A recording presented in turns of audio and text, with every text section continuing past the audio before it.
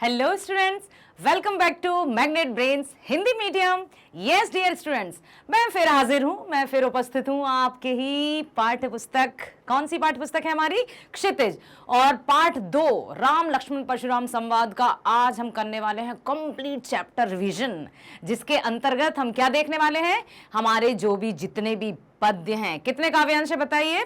6 काव्यांश है इस चैप्टर में, और उन्हीं 6 का आज हम देखेंगे व्याख्या, अर्थ क्या है, किस प्रसंग से लिया गया है। साथ ही साथ हम एनसीईआरटी सॉल्यूशंस अर्थात आपकी पाठ्य पुस्तक के पीछे जो प्रश्न दिए रहते हैं उनका भी अभ्यास करेंगे। तो ध्यानपूर्वक बहुत अच्छे से आप वीडियो को देखेंगे, सुनेंगे और समझेंगे। साथ ही साथ रामचरितमानस, जो कि हमारी हिंदू धर्म के अनुसार पवित्र पुस्तक है, उसका ध्यानपूर्वक अध्ययन करेंगे। और मैं तो ये भी आपसे कहना चाहूंगी कि यदि आप अपने दादाजी, नानी जी, नाना जी सबको साथ लेकर भी देखेंगे ना, तब भी उनको आनंद आएगा। मैं आपको बता दूं बेटा कि हर एक धर्म, चाहे वो हिंदू हो, मुस्लिम हो, सिख हो या ईसाई हो, सभी के धर्म में पवित्र पुस्तकें होती हैं। सभी के धर्म में पवित्र ग्रंथ भी होते हैं। जैसे हमारा हिंदू धर्म, तो हिंदू धर्म में रामचरितमानस है। उसके बाद यदि हम मुस्लिम या इस्लाम धर्म की बात करें तो कुरान है, ठीक है। हिंदू, मुस्लिम, सिख गुरु ग्रंथ साहिब, और ईसाई बाइबल, ये जो पवित्र पुस्तकें हैं, इनमें हर एक पवित्र पुस्तक में हमें हमारे नैतिक मूल्यों की शिक्षा दी गई है। साथ ही साथ हमें ये सिखाने की कोशिश की गई है कि किस तरह से हम अपने जीवन को जिएं और किस तरह से हम मानव हैं। तो ये नहीं कि सिर्फ हाथ पैर सिर या हम बोल रहे हैं तो हम इस आधार पर कह सकते हैं कि हम तो मनुष्य हैं। बेटा, मनुष्य होना सिर्फ ऐसा नहीं है कि ये हमारा जो शारीरिक बनावट है वो मनुष्य है। जब तक हमारे अंदर मनुष्यता नहीं होगी, मनुष्य कहलाने का हकदार नहीं है। यस, ध्यान रखिएगा हमेशा कि मानव में मानव मूल्यों का होना अत्यंत आवश्यक ही नहीं, अनिवार्य है, ठीक है। तो जो रामचरित, अब आप सोचेंगे कि ये हम क्यों पढ़ रहे हैं, इससे हमें क्या सीख मिलेगी, तो मैं बता दूं, एक पंक्ति बोलना चाहूंगी मैं। हमें निज धर्म पर चलना सिखाती रोज रामायण, कपट छल छंद से बचना सिखाती हमको रामायण। हर एक ग्रंथ, चाहे वो हमारी रामचरितमानस हो, चाहे गुरु ग्रंथ साहिब हो, चाहे कुरान हो या बाइबल हो, हर एक में हम सबको यही शिक्षा दी जाती है कि हम अपने कर्म पथ पर अच्छे से आगे बढ़ें और किसी का नुकसान करने की तो भावना भी मन में ना लाएं। अर्थात हमेशा परोपकार की भावना, सहायता की भावना, दया की भावना, करुणा की भावना, इन भावों के साथ हम अपना जीवन यापन करें। कभी भी मोह लालच जैसे बवंडर में ना फंसें, क्योंकि ये एक ऐसा दलदल है जिसका नाम है लालच। यस, यदि लालच रूपी दलदल में हमने एक कदम रख दिया तो वो हमें अपनी ओर खींचता है बेटा। कभी भी हम उससे बाहर नहीं निकल सकते हैं, तो उससे हमें रहना है दूर। जितना है जो है खुश रहना है। क्यों? मैं आपसे हमेशा कहती हूं ना, डॉक्टर एपीजे अब्दुल कलाम क्या कहते थे? I am the best. याद है आपको 5 sentences? I am the best, I can do it, God is always with me, I am aware and today is my day. तो ये जो कॉन्फिडेंस है आपको अपने अंदर जमा कर रखना है। जमा कर मैं इसलिए कह रही हूं ताकि वो हिले ना, जड़ों को मजबूत करना है, ताकि हम कभी भी दिग्भ्रमित ना हो। दिग्भ्रमित समझते हैं ना, रास्ते से हम कभी भी भटके ना। और ये जो बातें रहती हैं, जैसे कि हमारे माता पिता ही कहते हैं, पेरेंट्स भी कहते हैं, टीचर्स भी कहते हैं कि बेटा अच्छा काम करो, अच्छे से व्यवहार करो। अब हम कहते हैं जब देखो जब लेक्चर लेक्चर लेक्चर, कितना सुनेंगे, उफ। लेकिन सुनना है, क्योंकि वे अपने अनुभव से कुछ हमें कहते हैं, और यदि हम सीख गए तो फिर हम भी दूसरों से यही बात कहेंगे जो हम सुनते आ रहे हैं, ठीक है। अभी आप बच्चे हो, लगता होगा कि कितना टोकते हैं सब घर में, मम्मी हमें नहीं छोड़ती हैं, वहां स्कूल में हमें टीचर नहीं छोड़ते हैं, और यहाँ वीडियो में लाली मैडम शुरू हो गई। बेटा, आप जो है ना बहुत सुंदर हैं, एक कच्ची मिट्टी के घड़े की भांति। जब आप पक जाएंगे फिर आपको सुधारना नामुमकिन है। तो जब तक कच्चा घड़ा हम लोगों के हाथ में है, अर्थात ये जो विद्यार्थी जीवन है, इसमें हमें अपने आप को इतना अच्छा बना लेना है पके घड़े के समान कि उसमें पानी भरकर, पानी क्या अमृत के समान होता है, जो सबकी प्यास बुझा सके या सबकी आवश्यकताओं की पूर्ति कर सके, ठीक है। आइए शुरू करते हैं हमारी पाठ्यपुस्तक क्षितिज का पाठ 2 राम लक्ष्मण परशुराम संवाद। आपको पता है ना कि रामचरितमानस लिखा है गोस्वामी तुलसीदास जी ने और रामायण जो कि संस्कृत में थी वो लिखी थी वाल्मीकि जी ने। उसी का अवधी भाषा में रामचरितमानस तुलसीदास जी ने लिखा है। तो आइए सबसे पहले हम गोस्वामी तुलसीदास जी का जीवन परिचय देखते हैं और जानते हैं उनके जीवन के बारे में। स्वागत है आपका। गोस्वामी तुलसीदास जी, वैसे तो आपने कई बार उनके चित्र देखी होगी, छवि देखी होगी, एक बार और देख लीजिए कितना शांत, कितना अच्छा भाव है उनके चेहरे पर। ये जो शांति होती है ना, मन से आती है, दिखाने से नहीं कि अब मैं शांत हूं, मेरा चेहरा देखो, नो, ये सब होता है यहां से। यदि मन प्रफुल्लित है, कहते हैं ना मन चंगा तो कठौती में गंगा, तो ये जो चित्र है, कई चित्र हमें बिन कहे ही बहुत कुछ कह देते हैं। तुलसीदास जी के जीवन परिचय, ठीक है। आइए, गोस्वामी तुलसीदास जी के जन्म एवं स्थान के संबंध में विद्वानों में कई मतभेद हैं, क्या है, परंतु अधिकांश विद्वान इनका जन्म 1532 में सोरो में मानते हैं। इनके पिता एवं माता का नाम आत्माराम दुबे एवं हुलसी देवी था। इनका बचपन काफी कष्टपूर्ण था। बचपन में ही ये अपने माता पिता से बिछड़ गए थे। इनके गुरु नरहरिदास थे। इनका विवाह रत्नावली से हुआ, जिन्होंने इनका जीवन राम भक्ति की ओर मोड़ने का सफल प्रयास किया। कहते हैं ना, एक व्यक्ति की सफलता के पीछे स्त्री का हाथ होता है, और ये मानना पड़ेगा क्योंकि जन्मदात्री ही स्त्री है, तो सफलता में तो होगी ही। आइए, इनके ग्रंथ रामचरितमानस में इन्होंने समस्त पारिवारिक संबंधों, ध्यान से सुनिएगा, इसमें रामचरितमानस का यदि हमने ध्यान से श्रवण कर लिया या सुन लिया तो पारिवारिक संबंध वो हैं, उनको हम मजबूती से बनाने में सक्षम रहेंगे। साथ ही साथ राजनीति भी, क्योंकि वहां राजनीति, और राजनीति का अर्थ क्या है, ऐसी नीति जिसके बलबूते पर राज किया जाए, ना केवल कुर्सी पर बल्कि हृदय पर राज किया जाए। धर्म, धर्म क्या है, विज्ञान क्या है, सब एक ही ताली के चट्टे भट्टे हैं। आप ये ना सोचें कि धर्म मीन्स अंधविश्वास, हम तो वैज्ञान या विज्ञान पर भरोसा करेंगे। बेटा, यहां मैं धर्म और विज्ञान में आपको अंतर बता दूं, अंतर तो कुछ है ही नहीं। धर्म कहता है हमें क्या करना है और विज्ञान कहता है हमें कैसे करना है, इसलिए दोनों इंटरडिपेंडेंट हैं, अर्थात अन्योन्याश्रित हैं। सामाजिक व्यवस्था का बड़ा ही सुंदर उल्लेख किया गया है रामचरितमानस में। रामचरितमानस के अतिरिक्त इनके अन्य ग्रंथ विनय पत्रिका, दोहावली, कवितावली, कृष्ण गीतावली इत्यादि भी हैं। ठीक है, सुन लिया, याद रखिएगा। अब मैं आपको बता दूं कि आज जो हम काव्य पढ़ने वाले हैं ये रामचरितमानस के बालकांड से लिया गया है। आप कहेंगे ये बालकांड क्या है मैडम?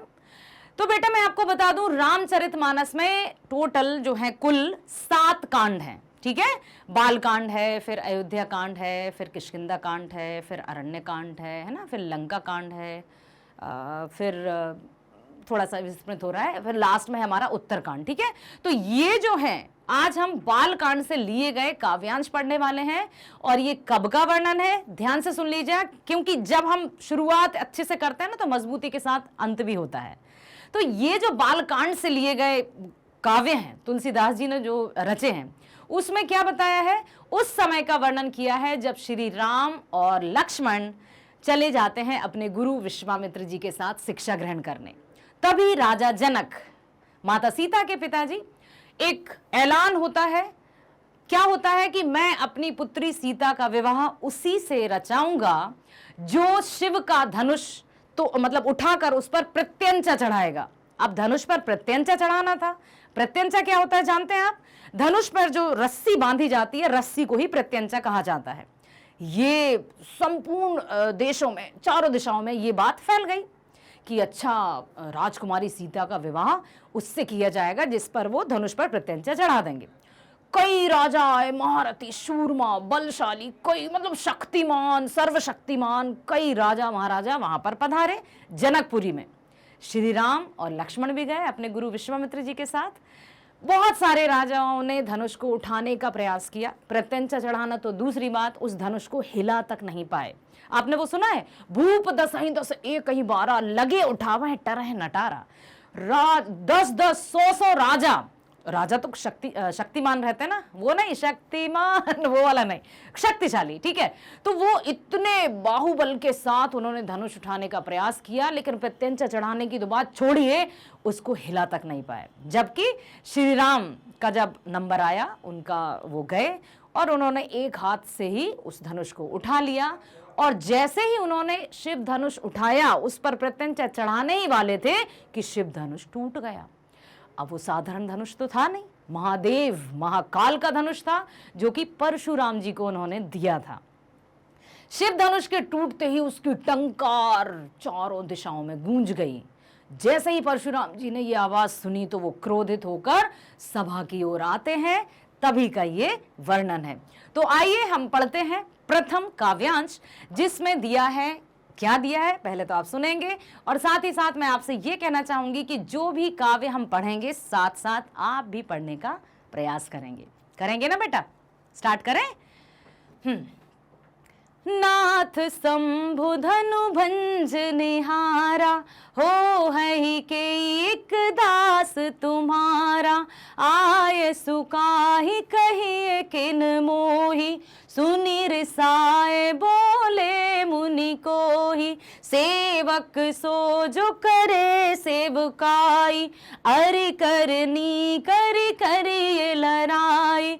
सुनहु राम जहि शिव धनु तोरा, सहस बाहु सम सो रिपु मोरा। सो बिल गाय बिहाई समाजा, नाथ मारी जय है सब राजा। सुनी मुनि वचन लखन मुस्काने, बोले परसु धरहु अवमाने। बहु धनुई तोरी लरिकाई, कबहु ना सिर सिकीन गुसाई। यही धनु पर ममता के ही हेतु, सुनि रिसाए कहे भृगुकुल केतु। रे नृप बालक काल बस रामा, बोलत तो ही न संभार सिया रामा। धनु ही समुद्र पुरारी धनु रामा, विदित सकल संसार सिया रामा। मंगल भवन अमंगल हारी, द्रवाहु सुदशरथ अजर बिहारी। पढ़ा आपने, सुना? अब देखिए इसमें क्या होता है, समझ में आया कुछ? अवधी भाषा में लिखा है रामचरितमानस। तो नाथ शंभु धनु भंज निहारा, होय है केहू एक दास तुम्हारा। जैसे ही परशुराम जी ने शिव धनुष टूटने की आवाज सुनी तो जो टंकार थी वो परशुराम जी के कानों तक पहुंच गई, और वो क्रोधित होकर सभा में आते हैं और पूछते हैं कि ये शिव धनुष किसने तोड़ा है। जिसने भी ये शिव धनुष तोड़ा है वो सभा से अलग होकर खड़ा हो जाए, अन्यथा जितने भी राजा सभा में उपस्थित हैं सब मारे जाएंगे। अब ऐसा क्रोध था परशुराम जी का। परशुराम जी को देखा है अभी आपने, कभी छवि देखी है उनकी? विष्णु के अवतार माने जाते हैं और अत्यंत क्रोधी होने के पीछे भी एक कथा है, वो भी अभी मैं आपको बताने वाली हूं। तो यहां पर कहते हैं कि नाथ शंभु धनु भंज निहारा, हो है केहू के दास तुम्हारा। आय सुकाहि कहिए किन मोहि, सुनि रिसाए बोले मुनि कोई। जैसे ही क्रोधित होकर कहते हैं कि किसने तोड़ा, तो श्री राम क्या कहते हैं? हे प्रभु, हे ऋषिवर, जिसने भी ये शिव धनुष तोड़ा है आपका कोई सेवक ही होगा, क्योंकि राम तो दया और करुणा के सागर थे, शील स्वभाव के थे, विनम्र थे, मर्यादा पुरुषोत्तम कहलाते हैं। तो परशुराम जी ने क्रोधित होकर पूछा और वो कहते हैं कि आपका कोई सेवक ही होगा। परशुराम जी कहते हैं, सेवक सो जो करे सेवकाई, अरि करनी करी करी लड़ाई। सेवक तो वो होता है जो सेवा करे, अरि मीन्स दुश्मन, शत्रु, ठीक है। तो उन्होंने कहा अरि करनी करी करी लड़ाई। जो शत्रु होते हैं वो शत्रुता का कार्य करते हैं, सेवक तो सेवा का कार्य करता है। और शिव धनुष तोड़कर सेवा नहीं, ये शत्रुता का कार्य किया गया है। सुनहु राम जेहि शिव धनु तोरा, सहस बाहु सम सो रूप मोरा। बोले जिसने भी ये शिव धनुष तोड़ा है वो सहस्त्र बाहु के समान मेरा दुश्मन है, शत्रु है। अब ये सहस्त्र बाहु कौन था, सुनेंगे ध्यान से बेटा। सहस्त्रबाहु राक्षस राज था, क्षत्रिय राज था, राज अच्छा भयंकर शक्तिशाली राजा था। सहस्त्रबाहु, बाहु मीन्स भुजाएं, सहस्त्र मीन्स हजार भुजाएं थी। जैसे राजा रावण के 10 शीश थे ना, दशानन कहते थे ना उनको, तो इसी प्रकार से राजा सहस्त्रबाहु के 1000 भुजाएं थी, उनको वरदान में प्राप्त हुई होंगी। इतने शक्तिशाली थे कि सभी उनसे थरथर कांपते थे। अब क्या हुआ, ध्यान से सुनिएगा कि परशुराम जी के पिता जंगल में कुटी बनाकर माता और पिता रहते थे। ऋषि जमदग्नि, ऋषि जमदग्नि था परशुराम जी के पिता का नाम। यदि आपसे पूछूंगी मैं, हो सकता है जब ऑब्जेक्टिव टाइप प्रश्न पूछे जाए तो आपसे पूछा जाए कि परशुराम जी के पिता कौन थे, तो याद रखिएगा ऋषि जमदग्नि। ऋषि जमदग्नि के पास थी कामधेनु गाय। अब कामधेनु गाय कैसी गाय होती है? जो हर एक कामना की पूर्ति करे। जब सहस्त्रबाहु ने सुना कि एक साधारण से ऋषि के पास कामधेनु गाय है, ये तो राजा के पास होनी चाहिए, तो वो गए, बोले ऋषि ये गाय मुझे दे दो। पहले तो उन्होंने अच्छे से कहा, तो ऋषि जमदग्नि ने गाय से मना कर दिया। राजा को बड़ा क्रोध आया कि मुझे मना किया है, तो उसने अपने पुत्रों को भेजा, जाओ अपने बलपूर्वक गाय का हरण करके ले गए। अब क्या हुआ, ऋषि जमदग्नि ने बहुत हठ किया, गाय को बचाने की कोशिश की, लेकिन उनको मार दिया। परशुराम जी के पिता ऋषि जमदग्नि का वध कर दिया सहस्त्रबाहु ने। जब परशुराम जी अपने घर आते हैं, अर्थात कुटी में आते हैं, और अपने पिता को मरणासन्न अवस्था में पाते हैं, तो अत्यंत क्रोधित हो जाते हैं। और तभी उन्होंने ये प्रतिज्ञा ले ली कि अब इस धरती से मैं हर एक क्षत्रिय राजा का वध करके रहूंगा। ध्यान से इस कहानी को याद रखिएगा कि क्यों परशुराम जी इतने क्रोधित हुए थे, क्यों वो क्षत्रियों से इतनी शत्रुता रखते थे, राजाओं से। क्योंकि राजा सहस्त्रबाहु ने उनके पिता का वध किया था, और जब परशुराम जी को ये पता चला तो उन्होंने ये शपथ ले ली, ये प्रतिज्ञा ले ली, ये कसम खा ली कि अब इस भूमि को मैं क्षत्रिय विहीन कर दूंगा, कोई भी क्षत्रिय राजा जीवित नहीं रहेगा। हाँ, ऐसी कसम ले ली, और उन्होंने ऐसा ही किया। तो अब यहां पर सुनिए, जो सहस्त्रबाहु थे वो परशुराम जी के कट्टर दुश्मन थे, है ना। तो क्यों कह रहे हैं वो, सुनहु राम जेहि शिव धनु तोरा, सहस बाहु सम सो रिपु मोरा। जिसने भी ये शिव का धनुष तोड़ा है वो सहस्त्रबाहु के समान ही मेरा शत्रु है। ठीक है। सो बिलगाऊ बिहाई समाजा, नाता मारी जय है सब राजा। बिलगाऊ मीन्स अलग। जिसने भी शिव का धनुष भंग किया है वो समाज से अलग होकर खड़ा हो जाए, अन्यथा सभी राजा मारे जाएंगे। अब क्या हुआ आपको पता है ना, लक्ष्मण जी का स्वभाव कैसा था, अधीर स्वभाव के थे, क्रोध भी जल्दी आ जाता था। अब ये राम जी को परशुराम जी बहुत सारी बातें सुनाए जा रहे हैं, लक्ष्मण जी नहीं सुन पाए, और बीच में ही क्या कहने लगते हैं, सुनी मुनि बचन लखन मुस्काने, बोले परसु धरैया वे माने। बोले ऋषि गुरुवर क्षमा कीजिए, मैं भी आपसे कुछ कहना चाहता हूं कि आप इतना क्रोधित क्यों हो रहे हैं। ये पुराना सा धनुष था, टूट गया, ये तो भैया श्री राम के छूते ही टूट गया, इसमें आपको इतना क्रोधित होने की क्या आवश्यकता है।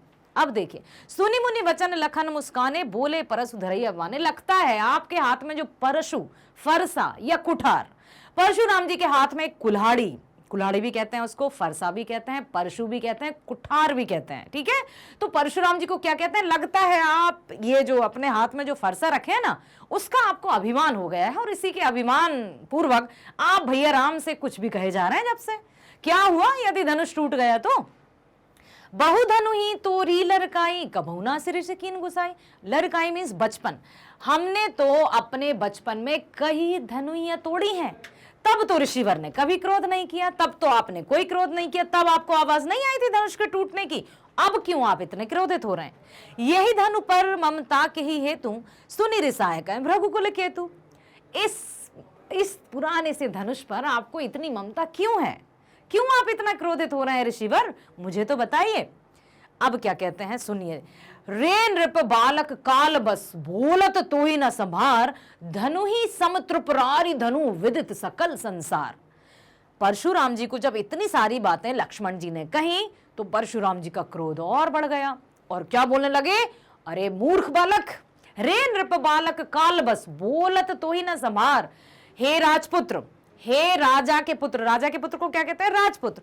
नृप मीन्स होता है राजा, बालक मीन्स राजकुमार। ठीक है। तो राजा का पुत्र, हे राजकुमार, लगता है तेरा काल तेरे सिर पर मंडरा रहा है। रे नृप बालक काल बस, बोलत तो ही न समार। इसलिए तू अपनी वाणी में विराम नहीं दे रहा है, जो भी मन में आ रहा है मेरे समक्ष प्रस्तुत किए जा रहा है, कहे जा रहा है।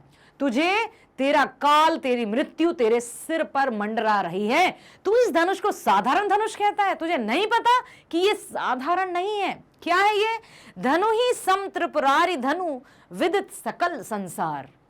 ये तो त्रिपुरारी मतलब त्रिदेव, त्रिनेत्र किसके थे? महादेव शिव के। ये तो महादेव शंभू का धनुष है, कोई साधारण धनुष नहीं। और तुझे ये भी नहीं पता कि ये साधारण धनुष नहीं है, पुराना धनुष नहीं है, महादेव का धनुष है, जबकि सारा संसार इस धनुष के बारे में जानता है। तो मूर्ख बालक, मेरे समक्ष व्यंग मत कर, मेरे समक्ष अपनी वाणी को विराम दे। परशुराम जी ने क्रोधित होकर लक्ष्मण जी को यह कहा। तो अब आप बताइए, क्या लक्ष्मण जी ये सब सुनकर चुप रहे होंगे? क्या उन्होंने परशुराम जी से कहा होगा क्षमा कीजिए गुरुदेव, मैं जो बोल गया भूल हो गई मुझसे, मुझे क्षमा कीजिए, ऐसा कुछ हुआ होगा? हाँ, आगे पढ़ेंगे हम, ध्यान से सुनिएगा। परशुराम के क्रोध को देखकर श्री राम बोले, हे नाथ, शिव जी के धनुष तोड़ने वाला आपका कोई एक दास ही होगा, क्या आज्ञा है मुझे क्यों नहीं कहते? यह सुनकर मुनि क्रोधित होकर बोले कि सेवक तो वो होता है जो सेवा करे, शत्रु का काम करके तो लड़ाई ही करनी चाहिए। सुनो, जिसने शिव जी का धनुष तोड़ा है वह शस्त्र बाहु समान मेरा शत्रु है, वह इस समाज को छोड़कर अलग हो जाए, नहीं तो सारे राजा मारे जाएंगे। परशुराम जी के वचन सुनकर लक्ष्मण जी मुस्कुराए और उनका अपमान करते हुए बोले, बचपन में हमने बहुत सी धनुइयां तोड़ी हैं, किंतु आपने ऐसा क्रोध तो कभी नहीं किया। इस धनुष पर इतनी ममता किस कारण है? यह सुनकर भृगुवंश की ध्वजा स्वरूप परशुराम जी क्रोधित होकर क्या कहने लगे, अरे राजपुत्र, काल के वश में होकर भी तुझे बोलने में कुछ होश नहीं है। सारे संसार में विख्यात शिव जी का धनुष क्या धनु ही के समान है? क्या साधारण है? अब बताइए, आप मुझे बताइए, क्या श्री राम ने जो बात हुई, ठीक है, उसके बाद परशुराम जी ने उनको कहा, और लक्ष्मण जी ने जब कहा कि क्यों आप इतना क्रोधित हो रहे हैं, बचपन हमने धनुष तोड़े हैं, तो क्या परशुराम जी शांत हुए होंगे? या फिर परशुराम जी के कहने पर कि लगता है तेरा काल तेरे सर पर मंडरा रहा है, तो लक्ष्मण जी शांत हो गए होंगे उनकी बात सुनकर? क्या हुआ होगा? चलें दूसरे काव्यांश की तरफ, ध्यान से सुनिएगा। अब फिर लक्ष्मण कुछ बोलने वाले हैं, क्या बोलेंगे पढ़ते हैं, बताइए, साधारण रूप से या गेय पद के आधार पर, गाना गाकर, मतलब एक सुर में, एक ताल में पढ़ते हैं, क्योंकि जो रामचरितमानस की चौपाई और दोहे, बेटा ये हैं चौपाइयां, और जो इनमें मात्राएं कम हैं वो हैं दोहे। तो जब हम दोहा पढ़ेंगे किसी भी राग में, तो उसमें राम शब्द लगाते हैं, तब जाकर वो उस राग में परफेक्ट बैठ जाता है। ठीक है, दूसरा काव्यांश पढ़ते हैं। लखन कहा हसी हमरे जाना, सुनहु देव सब धनुष समाना, काछति लाभ जून धनु तोरे, देखा राम नयन के भोरे। छुअत टूट रघुपतहि न दोसु, मुनु बिनु काज करिए कर रोसु, बोले चिते परसु की ओरा, रेसठ सुने सुभाउ न मोरा। बालक की बोली बधो नहीं तोही, केवल मुनि जड़ जाने हु मोही, बाल ब्रह्मचारी अति कोही, विश्व विदित क्षत्रिय कुल द्रोही। भुजबल भूमि भूप बिनु कीनी, विपुल बार महादेवन दीनी, सहस बाहु भुज छेद निहारा, परसु बिलोक महीप कुमारा। मातु पिता ही जन सोच बस रामा, करस महिष किशोर सिय रामा, गर्भन के अर्भक दलन रामा, परसु मोर अति घोर सिय रामा। समझ में आया कुछ? अच्छा, समझ में नहीं आया लेकिन अच्छा लगा। ओके, अब देखिए, जब परशुराम जी ने कहा कि लगता है तेरा काल तेरे सिर पर मंडरा रहा है, ये साधारण धनुष नहीं है मूर्ख बालक, ये शिव धनुष है, तो लक्ष्मण जी फिर बोल पड़े। क्या बोल पड़े? लखन कहा हसी हमरे जाना, सुनहु देव सब धनुष समाना। फिर लक्ष्मण जी मुस्कुराने लगे। भाई कैसा स्वभाव है लक्ष्मण जी का, आपने देखा होगा ना, कभी सीरियल आया होगा रामायण, तो उसमें देखा होगा राम एकदम शांत स्वभाव के थे, लक्ष्मण जी वहीं तेज थे, क्रोधित हो जाते थे, और भैया राम से कोई कुछ कहते तो उन्हें बर्दाश्त नहीं होता था। और यही हुआ यहाँ कि हम कहने लगे लखन जी, तो हमने तो मतलब हमारे लिए तो ये सारे धनुष एक समान है, हमें कोई ये विशेष धनुष नहीं लगता है, ऊपर से ये तो पुराना सा लगता है। लखन कहा हसी हमरे जाना, सुनहु देव सब धनुष समाना। हमारे लिए सभी धनुष समान है, आपके लिए होगा ये स्पेशल या खास या महत्वपूर्ण, हमारे लिए तो ये वैसा ही धनुष है जैसा हमने बचपन में तोड़े थे, या आज हमारे हाथ में है।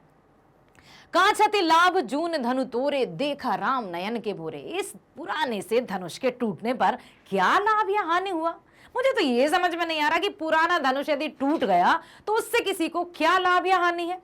ये तो क्या है, देखा राम नयन के भोरे। भैया राम के देखते ही टूट गए ऋषिवर, आप क्यों क्रोधित हो रहे हैं, कारण ही क्रोधित हो रहे हैं। छुअत टूट रघुपत ही न दोसु, मुनि बिनु काज करिए कसुरोसु। बिना अकारण ही आप क्रोधित, रोष मतलब गुस्सा। बोले चिते परश की ओरा, रेसट सुने सुभाव न मोरा। फिर अपने फरसे को जमीन पर पटकते हैं और कहते हैं, बालक तू मेरे स्वभाव से अभी तक परिचित नहीं है। लगता है तुझे, ऐसा लग रहा है कि मैं कोई साधारण ऋषि हूं। मैं साधारण ऋषि नहीं हूं, मैं परशुराम हूं। कहे जा रहा है वो कि बोले चिते परस की ओरा, रे सट सुने सुभाव न मोरा। बाल की बोली बधो नहीं तो ही, केवल मुनि जड़ जाने मोहि। बालक है तू अभी, अबोध बालक, छोटा सा बालक, कुछ नहीं जानता है। पूछो ये जो सभा में ऋषि मुनि बैठे हैं कि मैं कौन हूं। मैं ऋषि जमदग्नि पुत्र परशुराम हूं। अब क्या कहते हैं वो, बाल ब्रह्मचारी अति कोई विश्व विदित क्षत्रिय कुलद्रोही। मैं बाल ब्रह्मचारी हूं और ये संपूर्ण संसार जानता है मुझे कि मैं बाल ब्रह्मचारी। और बाल ब्रह्मचारी मीन्स जो जिसके मन में कोई धन दौलत राजपाट को लेकर कोई मोह नहीं होता। ठीक है। भुजबल भूमि भूप बिनुकीनी, विपुल बार महादेव नदीनी। भुजबल भूमि भूप बिन कीनी, मैंने अपने भुजाओं के बल पर इस भूमि को कई बार राजाओं रहित किया है। हाँ, मैंने इस भूमि को क्षत्रिय विहीन कर दिया था, राजाओं रहित कर दिया था।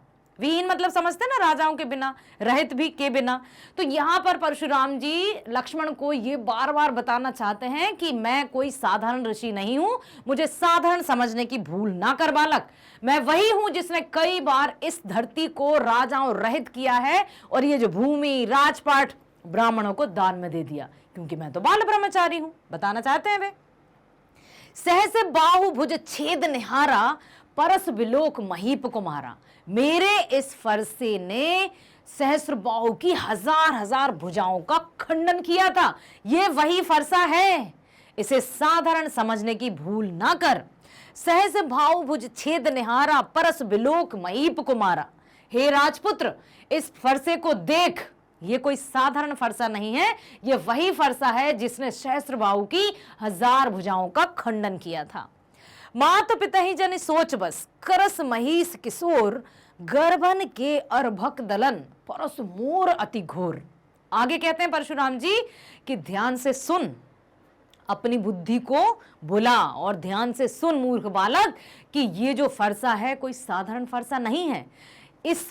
इससे तो पृथ्वी पर पल रहे हर एक जीव जंतु एवं प्राणी थर थर कांपते हैं। ना केवल पृथ्वी पर पल रहे जीव जंतु ही इससे कांपते हैं, बल्कि मां के गर्भ में पल रहा शिशु भी इसकी आवाज या इसके डर से मृत्यु को प्राप्त हो जाता है। तो इस फरसे के भय से अपने आप को शांत रख, मेरे समक्ष व्यंग ना कर, मेरे समक्ष इस तरह के कुवचन ना बोल। अब आप बताइए मुझे, क्या परशुराम जी के इस तरह से, क्योंकि फरसे के बारे में उन्होंने बहुत सारी बातें कही, साथ ही साथ उन्होंने ये भी कहा कि मैंने सहस्त्रबाहु की हजार भुजाओं का खंडन किया था। अब लक्ष्मण जी को क्या लगा होगा, क्या लक्ष्मण जी परशुराम जी की बातें सुनकर कह गए होंगे कि ऋषि क्षमा करें मुझे, अब मुझसे भूल हो गई, मैं कोई बात नहीं करूंगा आपसे, कृपया मुझे क्षमा कर दीजिए, ऐसे? या फिर और कुछ कहा होगा लक्ष्मण जी ने? शांत हुए होंगे या कुछ और कहा होगा? देखेंगे अगले काव्यांश में। तो पहले एक बार और सुनिए। लक्ष्मण जी ने हंसकर कहा, हे देव सुनिए, हमारे जान में तो सभी धनुष एक से हैं, पुराने धनुष के तोड़ने में क्या लाभ या हानि। श्री रामचंद्र जी ने तो इसे नवीन के धोखे से देखा था, परंतु ये तो छूते ही टूट गया, इसमें रघुनाथ जी का कोई दोष नहीं है। मुनि, आप बिना कारण ही किस लिए क्रोध करते हैं? परशुराम जी अपने फरसे की ओर देखकर बोले, अरे दुष्ट, तूने मेरा स्वभाव नहीं सुना, मैं तुझे बालक जानकर नहीं मारता हूं। अरे मूर्ख, क्या तू मुझे निरा मुनि ही जानता है? क्या समझता है कि मैं एक साधारण सा ऋषि हूं? मैं बाल ब्रह्मचारी और अत्यंत क्रोधी हूं, क्षत्रिय कुल का शत्रु विश्व भर में विख्यात हूं। संपूर्ण विश्व जानता है कि मैं क्षत्रिय कुल का शत्रु हूं। अपनी भुजाओं के बल से मैंने पृथ्वी को राजाओं रहित कर दिया और बहुत बार उसे ब्राह्मणों को दे डाला। राजकुमार, सहस्त्रबाहु की भुजाओं को काटने वाले मेरे इस फरसे को देख, इससे डर और शांत रहे। अरे राजा के बालक, तू अपने माता पिता को सोच के वश न कर। मेरा फरसा बड़ा भयानक है, यह गर्भ के बच्चों का भी नाश करने वाला है। अभी मैंने बताया ना कि उन्होंने कहा कि ना केवल ये पृथ्वी पर पल रहे जीव जंतु या प्राणी इससे कांपते हैं, बल्कि गर्भ में पल रहा शिशु भी इसकी आवाज सुनकर प्राण त्याग देता है। ये फरसा, ये कुठार या परशु कोई साधारण नहीं है ना। अतः अपनी वाणी को विराम दे और मेरे समक्ष कुछ ना बोल। अगले काव्यांश की तरफ चलते हैं। क्या लक्ष्मण जी शांत हुए होंगे? अब देखिए यहाँ पर परशुराम जी का क्रोध, रौद्र रूप, यहाँ पर वीर रस, रौद्र रस, शांत रस इसके दौरान आपको देखने को मिलेंगे। लक्ष्मण जी व्यंग किए जा रहे हैं, परशुराम जी के हाथ में आप देख सकते हैं। ठीक है, इस तरह से क्रोधित होकर वो लक्ष्मण जी को कहते हैं। चले तीसरे पद की ओर ध्यान से सुनिएगा और मेरे साथ गाने की कोशिश कीजिएगा। बेहसी लखन बोले मृदुबानी, अहो मुनीस महाभट मानी। पुनि पुनि मोहे दिखाव कुठारू, चहत उड़ावन फूक पहारू। यहाँ कुम्हड़ बतिया को नाई, जे तर्जनी देखी मर जाही। देखी कुठारू सरासर बाना, मैं कछु कहा सहित अभिमाना। अब सुनिए क्या कह रहे हैं। बेहसी लखन बोले मृदुबानी, अहो मुनीस महाभट मानी। फिर लक्ष्मण जी बोलने लगे, लगता है आप ये जो फरसा हाथ में लिए हैं, इसके अभिमान पूर्वक आप कुछ भी कहे जा रहे हैं। आपको लगता है कि आपके इस फरसे से मैं डर गया और आपके फरसे के भय से मैं कुछ ना कहूं। पुनि पुनि मोह दिखाव कुठारू, चहत उड़ावन फूक पहारू। बार बार मुझे अपने फरसे का भय दिखा रहे हैं, बार बार मुझे अपने फरसे का भय तो ऐसे दिखा रहे हैं जैसे फूक से पहाड़ी उड़ा देंगे। इस तरह से व्यंग वचन कहे लक्ष्मण ने। यहां कुम्हड़ बतिया को नाही, जे तर्जनी देखी मर जाए। आपको क्या लगता है कि हम कोई कुम्हड़े की बतिया हैं? आपको लगता है कि आप फूक से पहाड़ी उड़ा देंगे, तो हम भी कोई कुम्हड़े की बतिया नहीं, या छोटा सा कमजोर सा फल नहीं जो तर्जनी उंगली देखते ही सड़ जाए या मर जाए, या छुई मुई का पौधा नहीं जो छूते ही सिकुड़ जाए। इस तरह से वचन कहे उन्होंने। अब ये तर्जनी उंगली पता है ना बेटा, ये तर्जनी है, ये मध्यमा है, ये अनामिका है, ये कनिष्ठा है, और ये तो हमारा अंगूठा है ही। इनका याद रखिएगा, अंगूठा तो है, ये है तर्जनी, मध्यमा, अनामिका, कनिष्ठा, उंगलियों के नाम। तो तर्जनी उंगली बताकर बात करना अपमानजनक माना जाता है। कैसा कि हम हमेशा जब भी हम अपने बड़ों से, सम्मानीय जनों से बात करते हैं तो इस तरह से बात करते हैं। ठीक है, ऑफिशियली यदि कहीं खड़े हैं तो यहाँ ऐसे खड़े रहना है। ये नहीं कि हम मैडम हमने आपसे कहा था, इस तरह से बात नहीं करेंगे। या पापा मैंने आपसे कहा था ना, आप मुझे लेकर आइए। तो ये तर्जनी उंगली बड़ी खतरनाक मानी गई है। तो तर्जनी यहाँ क्यों कह रहे हैं वो, पुनि पुनि मोह दिखाव कुठारू, चहत उड़ावन फूक पहारू। यहाँ कुम्हड़ बतिया को नाई, जे तर्जनी देख मर जाए। छोटा सा फल रहता है, कमजोर सा फल, जो बेल में जैसे कद्दू लगता है ना, लौकी, कद्दू, इस तरह के सब्जियां लगती हैं, उसी तरह से कुम्हड़े का फल भी रहता है जिससे पेठा बनता है। तो वो जो फल है उसको यदि छोटा सा जब बच्चा रहता है फल का, तो तर्जनी उंगली यदि दिखा देते हैं तो वो वाकई में सड़ जाता है। तो उन्होंने क्या बोला कि हम भी कोई कुम्हड़े का फल नहीं जो आपके फरसे को देखकर डर जाएंगे या घबरा जाएंगे और क्षमा मांगने लगेंगे। हम क्षत्रिय बालक हैं। देखी कुठार सरासर बाना, मैं कछु कहा सहित अभिमाना। आपके हाथ में कुठार, कुठार अर्थात फरसा, परशु, फरसा, कुठार, ये इसी के नाम है। ठीक है, आपके हाथ में कुठार और धनुष देखकर मैंने आपसे योद्धा समझकर कुछ कहा अभी तक। देखी कुठारु सरासर बाना, मैं कछु कहा सहित अभिमाना। भृगुसुति समुझि जनेऊ बिलो की, जो कछु कहूं सहो रिस रोकी। परंतु अब मैं देख रहा हूं कि आपने तो जनेऊ धारण किया है, और जनेऊ धारण करना अर्थात आप तो ब्राह्मण हैं, और हमारे कुल में ब्राह्मणों पर, गऊ पर, निहत्ते पर कभी वार नहीं करते हैं। इन पर वार करने से हमारा अपयश होता है या हमारी अपकीर्ति होती है। ठीक है, देखी कुठारु सरासर बाना, मैं कछु कहा सहित अभिमाना। भृगुसुति समझ जनेऊ बिलो की, जो कछु कहूँ रसों रिसरो की। अब बोल रहे मैंने जो भी आपसे अभी तक कुछ कहा मुझे क्षमा कर दीजिए, मैं ऐसा नहीं कहना चाहिए था मुझे। और क्षमा भी किस लय में मांग रहे हैं, वो किस तरह से मांग रहे हैं, ऐसा नहीं मैडम मैं होमवर्क नहीं कर पाया सॉरी। अब इस तरह से यदि हम सॉरी कहेंगे तो मैडम कहेंगी कि कोई बात नहीं। बताइए यदि हमने मम्मी से कहा था या मम्मी ने हमसे कहा कुछ काम के लिए और हमने उसको नहीं किया तो हम क्या कहेंगे मम्मी से, सॉरी मम्मी नहीं किया। तो मम्मी को क्या लगेगा, बच्चा माफी मांग रहा है, चलो कोई बात नहीं। या इस तरह की माफी मांगने से मम्मी और क्रोधित हो जाएंगी।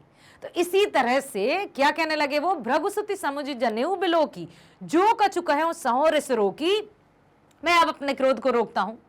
मैंने अभी तक आपसे जो भी कुछ कहा उसके लिए मुझे क्षमा कर दीजिए, क्योंकि आप तो ब्राह्मण हैं, आपने जनेऊ धारण किया है, तो अब मैं आपसे कुछ नहीं कहता हूं। क्योंकि हम क्षत्रिय ब्राह्मणों पर कोई वार नहीं करते हैं, कोई शत्रुता उनसे नहीं करते हैं।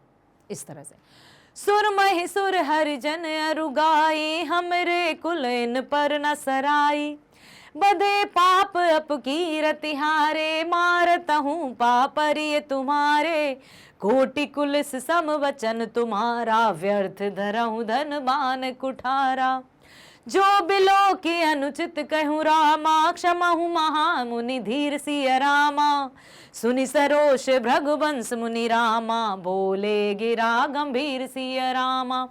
आप क्या कहते हैं, मैंने आपको जनेऊ धारण किया वो देखा, तो अब मैं आपसे क्षमा मांगता हूं, मुझे आपसे ऐसा नहीं कहना चाहिए था।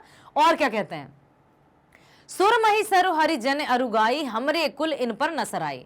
सुर मही सुर, ठीक है, जो कमजोर हैं, हरिजन मतलब कमजोर हैं या साधारण है या ब्राह्मण है या अबला हैं, उन पर हमारे कुल में कोई शत्रुता नहीं निभाते हैं। हमारे कुल इन पर न सराई मतलब हमारे कुल में इनसे लड़ाई या युद्ध नहीं किया जाता है। बंधे पाप अपकीरति हारे, मारतहूं पापरिय तुम्हारे। यदि आपसे हार गए तो हमारी अपकीर्ति होगी, या हमें आपसे कोई युद्ध नहीं करना है, मारता हूं पापरिय तुम्हारे। यदि आपको मार दिया जाए, ब्राह्मण को, गाय को, तो हमें पाप लगता है। कोटि कुलिस सम वचन तुम्हारा, व्यर्थ धरऊं धनबान कुठारा। अब फिर क्या कहते हैं लक्ष्मण जी कि आपका एक एक वचन इतना कर्कश है, इतना कड़वा है कि आपको ये कुठार और धनुष्बाण रखने की कोई आवश्यकता ही नहीं है, क्योंकि आपके वचन सुनकर ही लोग आपसे दूर चले जाएंगे। आपको ये फरसा या धनुष का डर दिखाने की या भय दिखाने की आवश्यकता नहीं है ऋषि परशुराम जी, आपका तो एक एक वचन ही इतना कड़वा है। इस तरह से क्या कहते हैं, कोटि कुलिस सम वचन तुम्हारा, व्यर्थ धरऊं धन बाण कुठारा। व्यर्थ में आप धन बाण और धनुष बाण और कुठार रखे घूमते हैं, आपका एक एक वचन ही इतना कड़वा है। जो बिलो की अनुचित कहूं क्षमो महामुनि धीर, सुनि सरोष भृगुवंश मणि, बोले गिरा गंभीर। यदि अब तक मैंने आपसे कुछ अपशब्द कहे हों या आपको कुछ बुरा लगा हो तो मुझे क्षमा कर दीजिए। इस तरह से उन्होंने परशुराम जी से क्षमा मांगी। अब आप मुझे बताइए, क्या परशुराम जी ने इस तरह की माफी मांगने पर लक्ष्मण को क्षमा कर दिया होगा, उनको अभयदान दे दिया होगा और कहा होगा कि ठीक है बालक, मैंने तुझे माफ किया? इस तरह से हुआ होगा कुछ, या उनका जो संवाद है वो और बड़ा होगा? क्या हुआ होगा? नहीं किया होगा, क्योंकि उनका क्रोध और बढ़ गया होगा। आइए, लक्ष्मण जी हंसकर कोमल वाणी से बोले, अहो मुनीश्वर, आप अपने आप को बड़ा भारी योद्धा समझते हैं, बार बार मुझे कुल्हाड़ी दिखाते हैं, अपने कुठार का भय दिखाते हैं, फूंक से पहाड़ उड़ा देना चाहते हैं क्या? तो यहाँ भी कोई कुमड़े की बतिया या बहुत छोटा फल नहीं है जो आपकी तर्जनी उंगली देखते ही डर जाएगी या मर जाती है। कुठार और धनुष बाण देखकर ही मैंने कुछ अभिमान सहित आपसे कहा था, हे भृगुवंशी समझकर और यज्ञोपवीत देखकर तो जो कुछ आप कहते हैं उसे मैं क्रोध को रोककर सह लेता हूं, क्योंकि मैं आपको देख चुका हूं, आपने जनेऊ धारण किया है, आप ब्राह्मण हैं। देवता, ब्राह्मण, भगवान के भक्त और गौ, इन पर हमारे कुल में वीरता नहीं दिखाई जाती, इसलिए आपसे मैं कोई बात या कुछ नहीं कहता हूं, क्योंकि इन्हें मानने से पाप लगता है और उनसे हारने पर अपकीर्ति होती है। इसलिए आप मारें तो भी मैं आपके पैर ही पड़ूंगा। आपका एक एक वचन ही करोड़ों वज्रों के समान है। धनुष, बाण और कुठार तो आप व्यर्थ ही धारण करते हैं। इन्हें देखकर मैंने कुछ अनुचित कहा हो तो उसे हे धीर महामुनि क्षमा कीजिए, हे धीर महामुनि, मुझे क्षमा कर दीजिए। यह सुनकर भृगुमणि परशुराम जी क्रोध के साथ गंभीर वाणी में बोले। क्या बोले, पढ़ते हैं आगे। काव्यांश 4। अब देखिए परशुराम जी का रूप, देख रहे हैं आप, परशुराम जी के हाथ में हमेशा फरसा रहता है, धनुष और बाण रहते हैं। यह परशुराम जी का रूप। अब परशुराम जी क्या बोले, क्या उन्होंने कहा होगा कि बालक मैंने तुझे क्षमा कर दिया, तू जा, कोई बात नहीं, धनुष टूट गया तो टूट जाने दे, मैं अपने क्रोध को यहीं पर शांत करता हूं, या कुछ और बोले होंगे? पढ़ते हैं, सुनिएगा, साथ साथ आप भी पढ़ने की कोशिश कीजिएगा। कौसुक सुनहु मंद यह बालक, कुटिल काल बस निज कुल घालक, भानु बंस राकेश कलंकु, निपट निरंकुश अबद असंकु, काल कबल होई छन माही, कहो पुकारी खोरी मोहि नाही, तुम हट कहूँ जो चहे उबारा, कहे प्रताप बल रोष हमारा, लखन कहु मुनि सुजस तुम्हारा, तुम ही अछत को बरने पारा, अपने मुंह तुम अपनी करनी, बार अनेक भांति बहु बरनी, नहीं संतोष तो पुनि कछु कहेऊ, जनिर सिरो की दुसऊ दुख सहेऊ, वीर व्रती तुम धीर क्षोभा, गारी देत न पावहु शोभा, सूर समर करनी करहि रामा, कहीं न जना वही आप सिया रामा, विद्यमान रन पायर पुरामा, कायर कथहि प्रताप सिया रामा। अब सुनिए ध्यान से। कौसुक सुनहु मंद यह बालक, कुटिल काल बस निज कुछ घालक। अभी अभी इससे पहले वाली पंक्ति को ध्यान से देखिएगा। यह सुनकर क्या बोले, तो उसे धीर मुहि क्षमा कीजिए। जब लक्ष्मण ने उनसे ऐसे ही व्यंग्यात्मक तरीके से क्षमा मांगी ना कि मुझे क्षमा कर दीजिए, तो ऋषि परशुराम जी ने क्या कहा, कौसुक सुनहु मंद यह बालक। यहां पर कौशिक अवधि भाषा में लिखा है बेटा, तो ये जो ऐसे होता है कौशिक है ना, लेकिन यहां लिखा है कौशिक। भानुवंश राकेश, राकेश अवधि भाषा में, इसलिए इस तरह सा का प्रयोग हुआ है, ना कि शा का। ओके। कौसुक सुनहु मंद यह बालक, कुटिल काल बस निज कुल घालक। कौशिक, कौशिक कहा गया है विश्वामित्र जी को, और विश्वामित्र जी कौन थे, श्री राम और लक्ष्मण के गुरुदेव, जिनके साथ श्री राम और लक्ष्मण जनकपुरी में आए थे। अब उनको क्या कहते हैं, उनके गुरु को अर्थात विश्वामित्र जी को परशुराम जी क्या कहते हैं कि कौसुक सुनहि मंद यह बालक, कुटिल काल बस निज कुल घालक। मुनि विश्वामित्र, इस बालक को समझाइए, लगता है ये बालक बिल्कुल मंद बुद्धि है, इसे कुछ नहीं पता और मुझसे तर्क कुतर्क किए जा रहा है, इसको समझाइए कि शांत रहे। भानु वंश राकेश कलंकु, निपट निरंकुश अबध शंकु।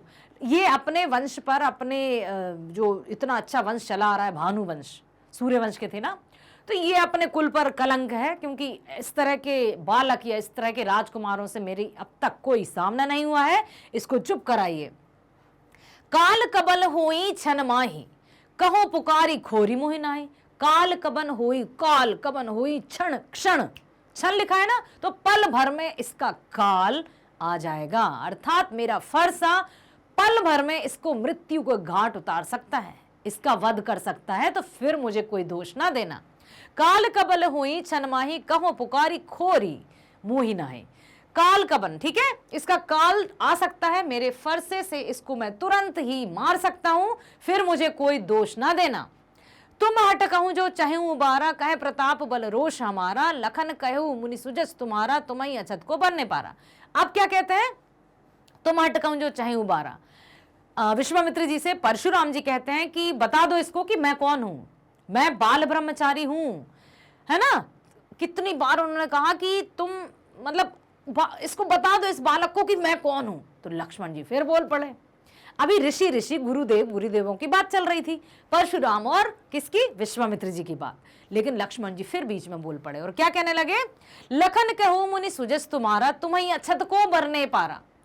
आप गुरुदेव से क्यों आपके बारे में कुछ कहने को कह रहे हैं, आप तो स्वयं अपनी प्रशंसा अनेकों बार कर चुके हैं, कई बार आप अपना परिचय दे चुके हैं, कई बार मुझे फरसे का भय दिखा चुके हैं, फिर भी आप गुरुदेव से कह रहे हैं कि मेरे बारे में बता दीजिए, मेरे बारे में बता दीजिए। लखन कहो मुनि सुजस तुम्हारा, तुम्हें अछत को बरने पारा। कितनी बार आपने अपना परिचय दिया है, अपने फरसे का परिचय दिया है। अपने मुंह तुम आपनी करनी, बार अनेक भांति बहु बरनी। भांति भांति प्रकार से आपने अपना बखान किया है, बहुत बार, अनेकों बार। नहीं संतोष तो पुनि कछु कहो, जनिर सिरो के दुसहु दुख सहो। यदि अब भी आपको अपने बारे में बताकर सुकून नहीं मिला, शांति नहीं मिली या संतोष नहीं मिला, तो कह दीजिए फिर से, मैं सुन रहा हूं, इस तरह से कि आपको अभी भी संतोष नहीं है ना कि आप कौन है, क्या है, क्या आपका परिचय है, तो बोलिए, मैं यहां पर सुन रहा हूं, बोलते जाइए आप। वीर व्रती तुम धीर अछोभा, गारी देत न पावहु सोता शोभा। तो आप तो वीर हैं, सुना था, क्योंकि आपके हाथ में धनुष कुठार सब कुछ रहता है, तो आप बड़े महा शूरवीर हैं। लेकिन आप शूरवीर इस तरह से अब शब्दों का प्रयोग करता है, ये शोभा नहीं देता है। अपना स्वयं का बखान करते जाता है, ये शोभा नहीं देता है। क्यों?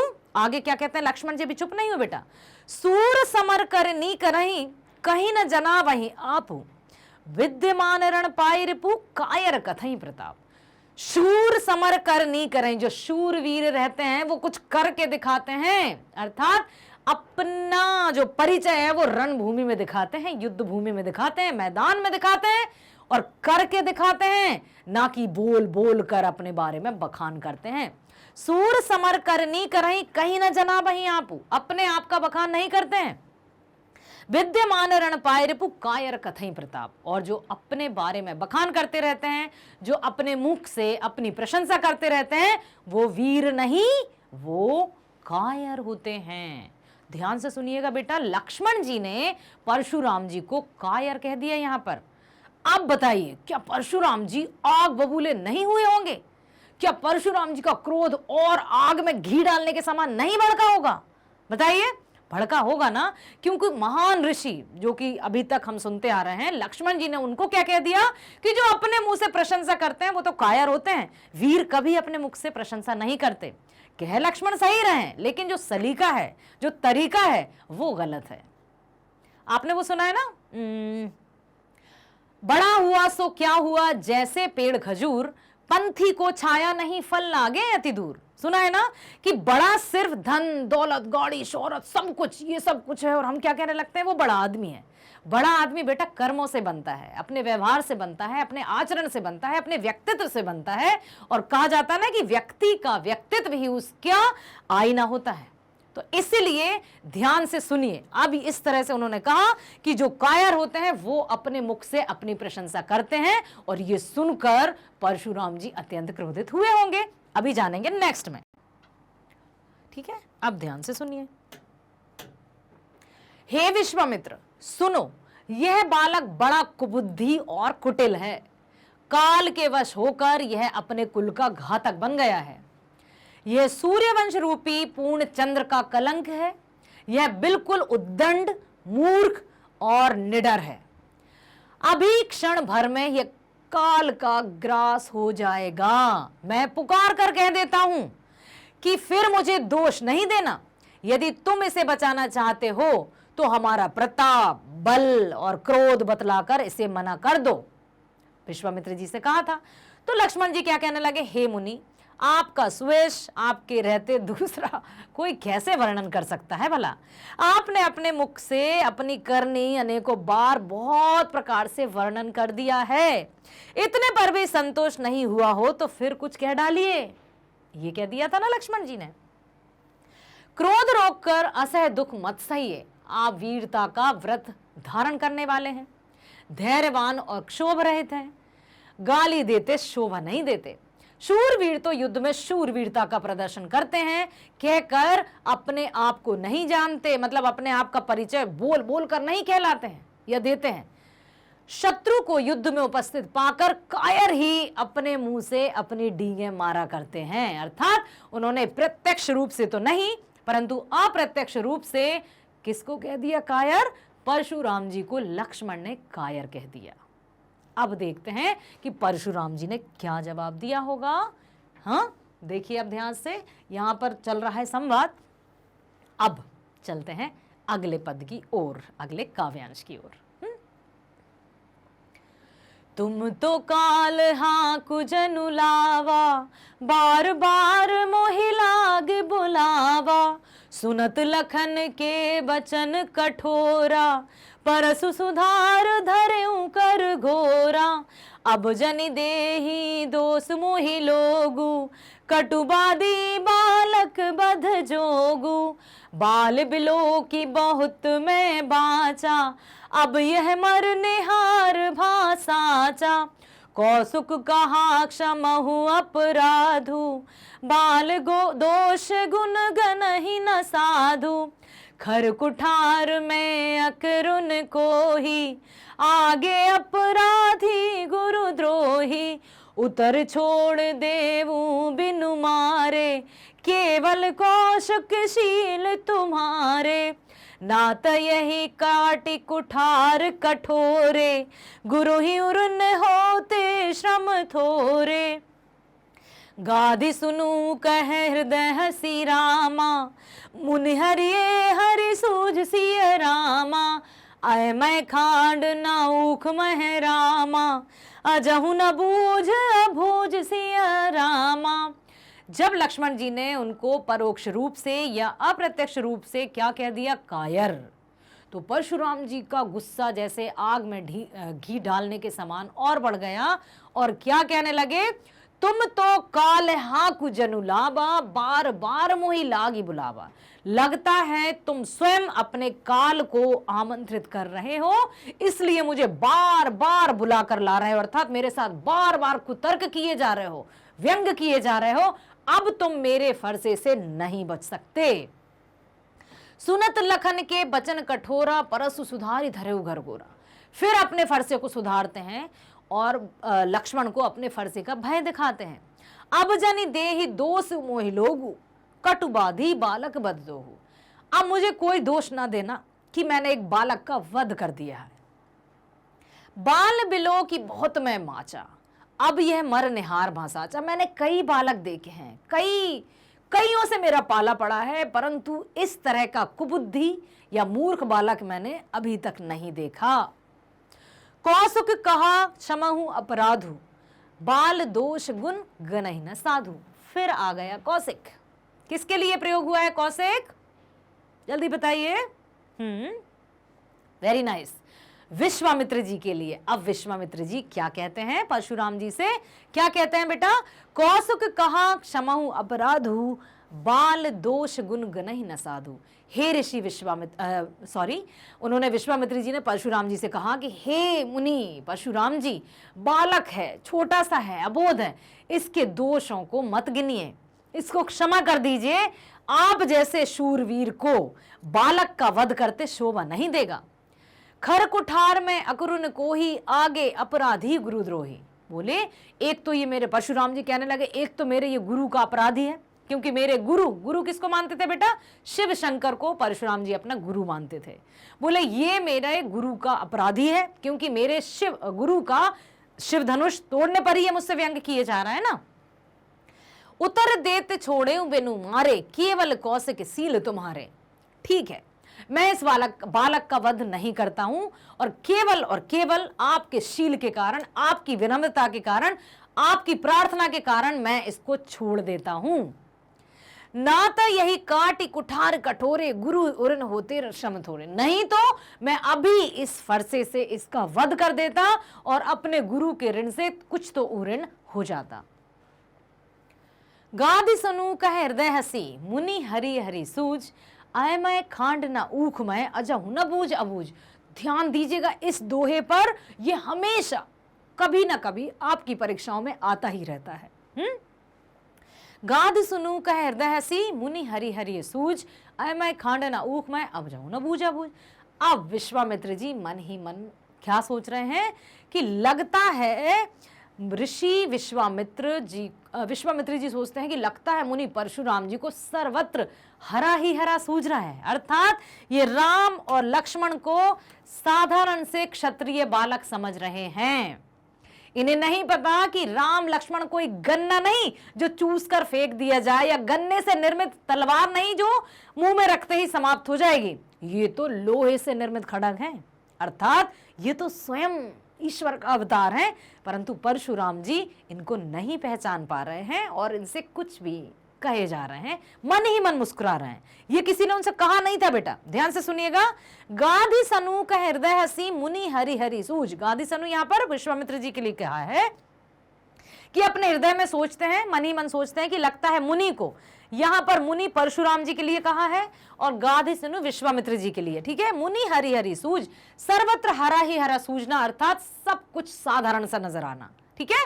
तो लगता है मुनि को ये राम लक्ष्मण साधारण से बालक लग रहे हैं, बल्कि आयमय खांड न ऊख में अजहु न बूझबु। ये कोई गन्ने से निर्मित खांड या तलवार नहीं है जो मुंह में रखते ही समाप्त हो जाती है, ये तो लोहे से निर्मित खड्ग है, अर्थात ये तो स्वयं बलवान है, शक्तिमान है, ठीक है। समझ आया ना बेटा? आइए पढ़ते हैं। आप तो मानो काल को हाँक कर लगाकर बार बार उसे मेरे लिए बुलाते हैं। लक्ष्मण जी के कठोर वचन सुनते ही परशुराम जी ने अपने भयानक फर्जे को सुधार कर हाथों में ले लिया और बोले, अब लोग मुझे दोष ना दें, यह कड़वा बोलने वाला बालक मारे जाने के ही योग्य है। इससे बालक देखकर मैंने बहुत बचाया, अब तक मैं क्षमा करता आया हूं, पर अब यह सचमुच मरने को ही आ गया है। विश्वामित्र जी ने कहा, अपराध क्षमा कीजिए गुरुदेव, अपराध क्षमा कर दीजिए ऋषिवर, है ना। बालकों के दोष और गुण को साधु नहीं गिनते, आप जैसा महान बालक के दोषों को ना गिने। परशुराम जी बोले, तीखी धार का कुठार, मैं दया रहित और क्रोधी, और यह गुरुद्रोही और अपराधी मेरे सामने उत्तर दे रहा है, मेरे समक्ष व्यंग किए जा रहा है। आप इससे कहिए, परंतु मैंने कई बार इसको क्षमा किया और अब भी मुझसे ये कुतर्क या व्यंग किए जा रहा है। इतने पर भी मैं इसे बिना मारे छोड़ रहा हूं। सो हे विश्वामित्र, केवल तुम्हारे प्रेम से, नहीं तो इसे इस कठोर कुठार से काटकर थोड़े ही परिश्रम से गुरु से ऋण हो जाता, या गुरु के ऋण से उऋण हो जाता। ऋण का विलोम शब्द होता है उऋण, ठीक है बेटा, उऋण, ऊ सिर्फ लगाते हैं और ऋण तो ऋण रहता है। ऋण मीन्स कर्ज। तो यहां पर वो कहना चाहते हैं, इसका जब भी कभी आ जाए, हो सकता है ऋण का विलोम शब्द आपसे पूछ लिया जाए, तो ऋण का विलोम होता है उऋण, ध्यान रखिएगा। अब क्या होता है कि परशुराम जी को हरा ही हरा सूझ रहा है, मन ही मन विश्वामित्र जी सोचने लगे, अर्थात सर्वत्र विजय होने के कारण, हमेशा से विजय होते आए हैं ना, तो ये श्री राम लक्ष्मण को साधारण क्षत्रिय समझ रहे हैं, किंतु ये फौलाद की बनी हुई खांड है। खांड मीन्स तलवार, ध्यान रखिएगा, इसका अर्थ होता है तलवार, ठीक है। रस की खांड नहीं है जो मुंह में लेते ही गल जाए। खेद है, मुनि अब भी बेसमझ बने हुए हैं, इनके प्रभाव को नहीं समझ रहे हैं। विश्वामित्र जी मन ही मन मुस्कुराते जा रहे हैं और उनको कहते जा रहे हैं, ठीक है। अब आगे चलते हैं कि क्या होता है। और एक बात मैं आपको बता दूं कि खेद है, हाँ ठीक है, बेसमझ बने हैं ना, इनको नहीं पता है। और एक मैं यहां पर ये बताना चाहती थी बेटा कि जब कभी हम बहुत अच्छा कार्य करते जाते हैं, हमें प्रशंसा प्राप्त होती जाती है, हम सफलता की सीढ़ी पर चढ़ते जाते हैं। आपकी यदि बात करूं, मान लीजिए आप क्लास में हमेशा अच्छा परफॉर्मेंस देते हैं, फर्स्ट आ गए, सेकंड आ गए या थर्ड आ गए, तो हमारे मन में थोड़ा सा ये आ जाता है कि अब तो हम फर्स्ट आते हैं। ये नहीं आने देना है कभी भी, क्योंकि कक्षा में हम 40 बच्चे, थोड़ा और जब हम कॉलेज में जाएंगे तो वहां और कंपटीशन बढ़ेगा, फिर दुनिया तो इतनी बड़ी है। तो जितनी भी हम सफलता प्राप्त क्यों ना करते जाएं, परंतु अपने मन में अहंकार जैसा भाव कदापि उत्पन्न नहीं होने देना मेरे प्यारे बच्चों। जहां पर घमंड अहम आ जाता है, वहीं से हमारा नीचे गिरना शुरू भी हो जाता है, ठीक है। जितनी कठिनाई हमें ऊपर जाने में अर्थात सफल होने में लगती है ना, उससे आधे से आधा क्या रत्ती मात्र भी नहीं लगता नीचे गिरने में। कहते हैं ना, किसी अट्टालिका को, किसी इमारत को बनने में तो कई महीने लग सकते हैं, परंतु गिराने में कुछ मिनट ही काफी होते हैं। इसलिए अपने वजूद का, अपने अस्तित्व का इस तरह से निर्माण कीजिएगा कि आराम से, बिल्कुल संयम के साथ, धैर्यपूर्वक हमें आगे बढ़ना है। ना तो बहुत अधिक दौड़ना है कि औंधे मुंह गिर जाए, ना ही इतना धीरे चलना है कि दुनिया आगे निकल जाए और हम पीछे ही रह जाएं, हमारे हाथ में कुछ भी ना रहे।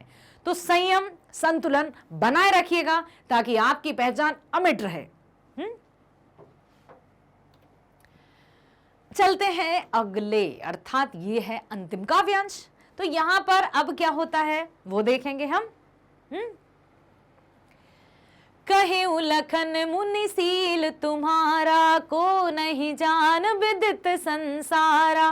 मात पिता ही उरन भयनी के, गुरु रिनु रहा सोच बड़ जी के। सो जन हमरे ही माथे काड़ा, दिन चली गए ब्याज बड़ बाड़ा। अब आनिए बेभारी बोली, तुरत देहू मैं थैली खोई। सुनी कटु बचन कुठार सुधारा, हाय हाय सब सभा पुकारा। भृगुबर परसि दिखावहि मोही, विप्र बिचारी बचहु नृपद्रोही। मिले न कबहु सुभट रन बाड़े, द्विज देवता घर ही के बाड़े। अनुचित कहे सब लोग पुकारे, रघुपति नैनन लखन सैन ही लखन निवारे। लखन उतर आहुति सरस रामा, भृगुबर को पुक्रसान सिया रामा। बढ़त देखी जल संवचन रामा, बोले रघुकुल भानु सिया रामा। अब ये हमारा अंतिम काव्यांश है। इसमें क्या होता है कि लखन जी फिर भी चुप नहीं रहते हैं, फिर भी शांत नहीं रहते हैं और फिर परशुराम जी से कुछ कहने लगते हैं। क्या कहने लगते हैं बेटा? कहे लखन मुनि सील तुम्हारा, को नहीं जान विदित संसारा। मुनि परशुराम जी, आपको कौन नहीं जानता और कैसे ना जाने, आप अपने मुंह से ही अपनी प्रशंसा किए जा रहे हैं। कब से आप अपना बखान किए जा रहे हैं। माता पिता ही उऋण भयनी के, गुरु ऋण रहा सोच बड़ जी के। गुरु के ऋण से आपको उऋण होना है, कब? मुझे मारकर। माता पिता के ऋण से आप उऋण हो गए, सहस्त्रबाहु को मारकर। ठीक है, तो सोजन हमरे माथे काड़ा, दिन चली गए ब्याज बढ़ बाड़ा। लगता है आपका ब्याज बढ़ गया है और इसलिए आप इस तरह से वार्तालाप किए जा रहे हैं, इस तरह से अपने आप का बखान किए जा रहे हैं। अब आनी व्यवहार ये बोली, तुरंत देहूं मैं थैली खोली। यहां पर लक्ष्मण जी ने फिर व्यंग वचन कहे। लक्ष्मण जी शांति नहीं हो रहे हैं। क्या कहने लगे? यदि आपके पास कुछ कम पड़ गया हो ब्याज चुकाने के लिए या उऋण होने के लिए, तो आइए मैं आपको अपनी थैली में से कुछ दे दूं। इस तरह से कहने लगे लक्ष्मण जी। सुनी कटु वचन कुठार सुधारा, हाय हाय सब सभा पुकारा। जब लक्ष्मण जी ने इस तरह से व्यंग कथन कहे परशुराम जी से, तो परशुराम जी का अब क्रोध बिल्कुल आपे से बाहर हो गए। भयंकर क्रोध आया और साथ ही साथ जो सभा में उपस्थित थे, राजागण थे ना, क्योंकि सभा भरी हुई थी, तो वो भी सब कहने लगे, अरे ये बालक क्या कह रहा है परशुराम जी से, ये नहीं कहना चाहिए इसको। भृगुबर परसु दिखावहि मोहि, विप्र विचारी बचाओ नृपदोई। मिले न कबहु सुबट रनगाड़े, द्विज देवता घर ही के बाड़े। और उतना ही कह के, ये नहीं कि सिर्फ थैली खोलकर आपको दे दूं, इतना क्या करी, चुप नहीं हुए। क्या कहने लगे? भृगुबर परस दिखावहि मोहि। बार बार मुझे फरसे का भय दिखाते जा रहे हैं भृगुबर, बार बार मुझे अपने क्रोध का अपना परिचय देते जा रहे हैं ऋषिवर। विप्र विचारी बचाओ नृपदोई। लगता है आपको अभी तक हम जैसे राजकुमार नहीं मिले हैं, आपका सामना अभी तक क्षत्रियों से हुआ ही नहीं है, इसलिए आपको आप ही हमेशा विजयी लगते हैं। क्यों? मिले न कबहु सुभट रन गाड़े, द्विज देवता घर ही के बाड़े। मतलब अभी तक आपको सुभट या योद्धा, अच्छे योद्धा या महाबलशाली योद्धा से आपका सामना ही नहीं हुआ है, इसलिए आप अपने आप को ही महान समझते रहते हैं। द्विज देवता घरई के बाड़े, आप अपने आप को, सिर्फ यही क्षेत्र है ना आपका, इसमें आपको लगता है विजय प्राप्त कर जाते हैं और आप महान हैं। आप गलत समझ रहे हैं। आप उस भरोसे में हैं कि आप ही महान हैं, परंतु ऐसा नहीं है ऋषिवर। हमसे युद्ध कीजिए, हम बताएंगे आपको, क्योंकि द्विज और देवता सिर्फ घर के ही बड़े होते हैं, ब्राह्मण और देवता। यहां पर उन्होंने, लक्ष्मण जी ने कहा कि ब्राह्मण अपने मुंह से अपनी करनी करते रहते हैं और स्वयं को बड़ा समझने लगते हैं, तो स्वयं को बड़ा समझने से कोई बड़ा नहीं होता। जब तक उसका सामना किसी ऐसे शूरवीर से नहीं हो जाता, उसको लगता है कि मैं बड़ा हूं। ये कहा उन्होंने, किससे? परशुराम जी से। अब क्या हुआ, इतना जब कह दिया तो अनुचित कहे सब लोग पुकारे, रघुपति सह नहीं लखन निवारे। सभा में उपस्थित सभी कहने लगा, अरे ये तो अनुचित है, अनुचित है, ऐसा नहीं कहना चाहिए लक्ष्मण को। अब श्री राम को लगा कि अब पानी सर से ऊपर जा रहा है, तो उन्होंने नैनों के संकेत से लक्ष्मण को कहा कि भैया अनुज बस शांत हो जाओ, अब कुछ नहीं कहना है। लखन उतरे आहुति सरस, भृगुबर को पुक्रसानु, बढ़ती देख जल संबचन, बोले रघुकुल भानु। उन्होंने कहा कि अब चुप रहो अनुज, अनुज मतलब छोटे, ठीक है भाई चुप रहो अब, क्योंकि उनको लगा कि अब तो जैसे बाढ़ आ जाती है ना समुद्र में और कितना सब कुछ तहस नहस कर जाती है, अब ऐसा कुछ हो, इससे पहले ही उन्होंने लक्ष्मण जी को रोक दिया। और जिस तरह से आग भड़कती है और शीतल जल के डालने पर आग शांत हो जाती है, तो लक्ष्मण जी को जब उन्होंने चुप कराया तो जो वातावरण था अपने आप फिर शांत हो गया। आइए पढ़ते हैं। लक्ष्मण जी ने कहा, हे मुनि, आपके प्रेम को कौन नहीं जानता, वह संसार भर में प्रसिद्ध है। आप माता पिता से तो अच्छी तरह ऊऋण हो ही गए, अब गुरु का ऋण रहा जिसका जी में बड़ा सोच लगा है, वह मानो हमारे ही मत्थे कड़ा था। बहुत दिन बीत गए, इससे ब्याज भी बहुत बढ़ गया होगा, अब किसी हिसाब करने वाले को बुला लीजिए। मतलब लक्ष्मण जी जो व्यंग किए जा रहे हैं तो मैं तुरंत थैली खोलकर दे दूं। लक्ष्मण जी के कड़वे वचन सुनकर परशुराम जी ने कुठार संभाला, सारी सभा में हाय हाय करके पुकार उठी। लक्ष्मण जी ने कहा, हे भृगु श्रेष्ठ, आप मुझे फरसा दिखा रहे हैं, पर हे राजाओं के शत्रु, मैं ब्राह्मण समझकर बचा रहा हूं अभी तक आपको। जैसे नहीं कह रहे थे परशुराम जी ने कहा कि मैं बालक समझकर इस बालक को छोड़ रहा हूं, उसी तरह से लक्ष्मण जी ने कहा कि मैं आपको सिर्फ और सिर्फ ब्राह्मण समझकर अभी तक छोड़ रहा हूं, अन्यथा मैं भी दिखा देता। आपको कभी रणधीर बलवान वीर मिले ही नहीं है। हे ब्राह्मण देवता, आप घर के या घर में ही बड़े हुए हैं और घर के ही बड़े हैं, यह सुनकर अनुचित है, अनुचित है कहकर सब लोग पुकार उठे। तब श्री रघुनाथ जी ने इशारे से लक्ष्मण को रोक दिया। लक्ष्मण जी के उत्तर से जो आहुति के समान थी, परशुराम जी के क्रोध रूपी अग्नि को बढ़ते देखकर रघुकुल के सूर्य श्री रामचंद्र जी जल के समान शांत करने वाले वचन बोले और उनका क्रोध जैसे तैसे समाप्त हुआ। आशा करती हूं आपको समझ आया होगा। ठीक है, जो भी हमने जितने भी काव्यांश पढ़े, कितने काव्यांश हैं इसमें तो पहले ये बताइए, 6 हैं बेटा। ठीक है, 6 काव्यांश हमने पढ़े हैं। और आप ये भी कहां से प्रसंग शुरू होता है, जब श्री राम द्वारा लक्ष्मण धनुष तोड़ा जाता है। ठीक है, परशुराम लक्ष्मण संवाद के दोहे और चौपाइयां रामचरितमानस के बालकांड से ली गई हैं, जैसा कि मैंने आपको बताया था। बालकांड में भगवान राम के जन्म से लेकर सीता राम विवाह तक के प्रसंग होते हैं। यह प्रसंग उस समय का है जब राजा जनक ने अपनी पुत्री माता सीता के विवाह के लिए स्वयंवर का आयोजन किया था, जिसमें देश विदेश के सभी राजाओं को आमंत्रित भी किया गया था। स्वयंवर की शर्त के अनुसार जो भगवान शिव का धनुष तोड़ेगा, माता सीता उसी को अपने वर के रूप में चुनेंगी। आशा करती हूं आपको 6 जो काव्यांश हमने पढ़े हैं उनका अर्थ समझ में आया होगा। साथ ही साथ आपको श्री राम, लक्ष्मण, परशुराम के स्वभाव में भी अंतर समझ में आया होगा। आया ना, लक्ष्मण जी शांत नहीं थे, अधीर स्वभाव के थे, उग्र स्वभाव के थे, वहीं परशुराम जी भी उन्हीं के समान है। कहते हैं ना कि जब एक से व्यवहार वाले कोई मिल जाते हैं तो निश्चय ही उनमें युद्ध होता है, बहस होती है। और वहीं पर श्री राम शांतशील स्वभाव के थे, मर्यादा पुरुषोत्तम राम, इस तरह से सुना होगा।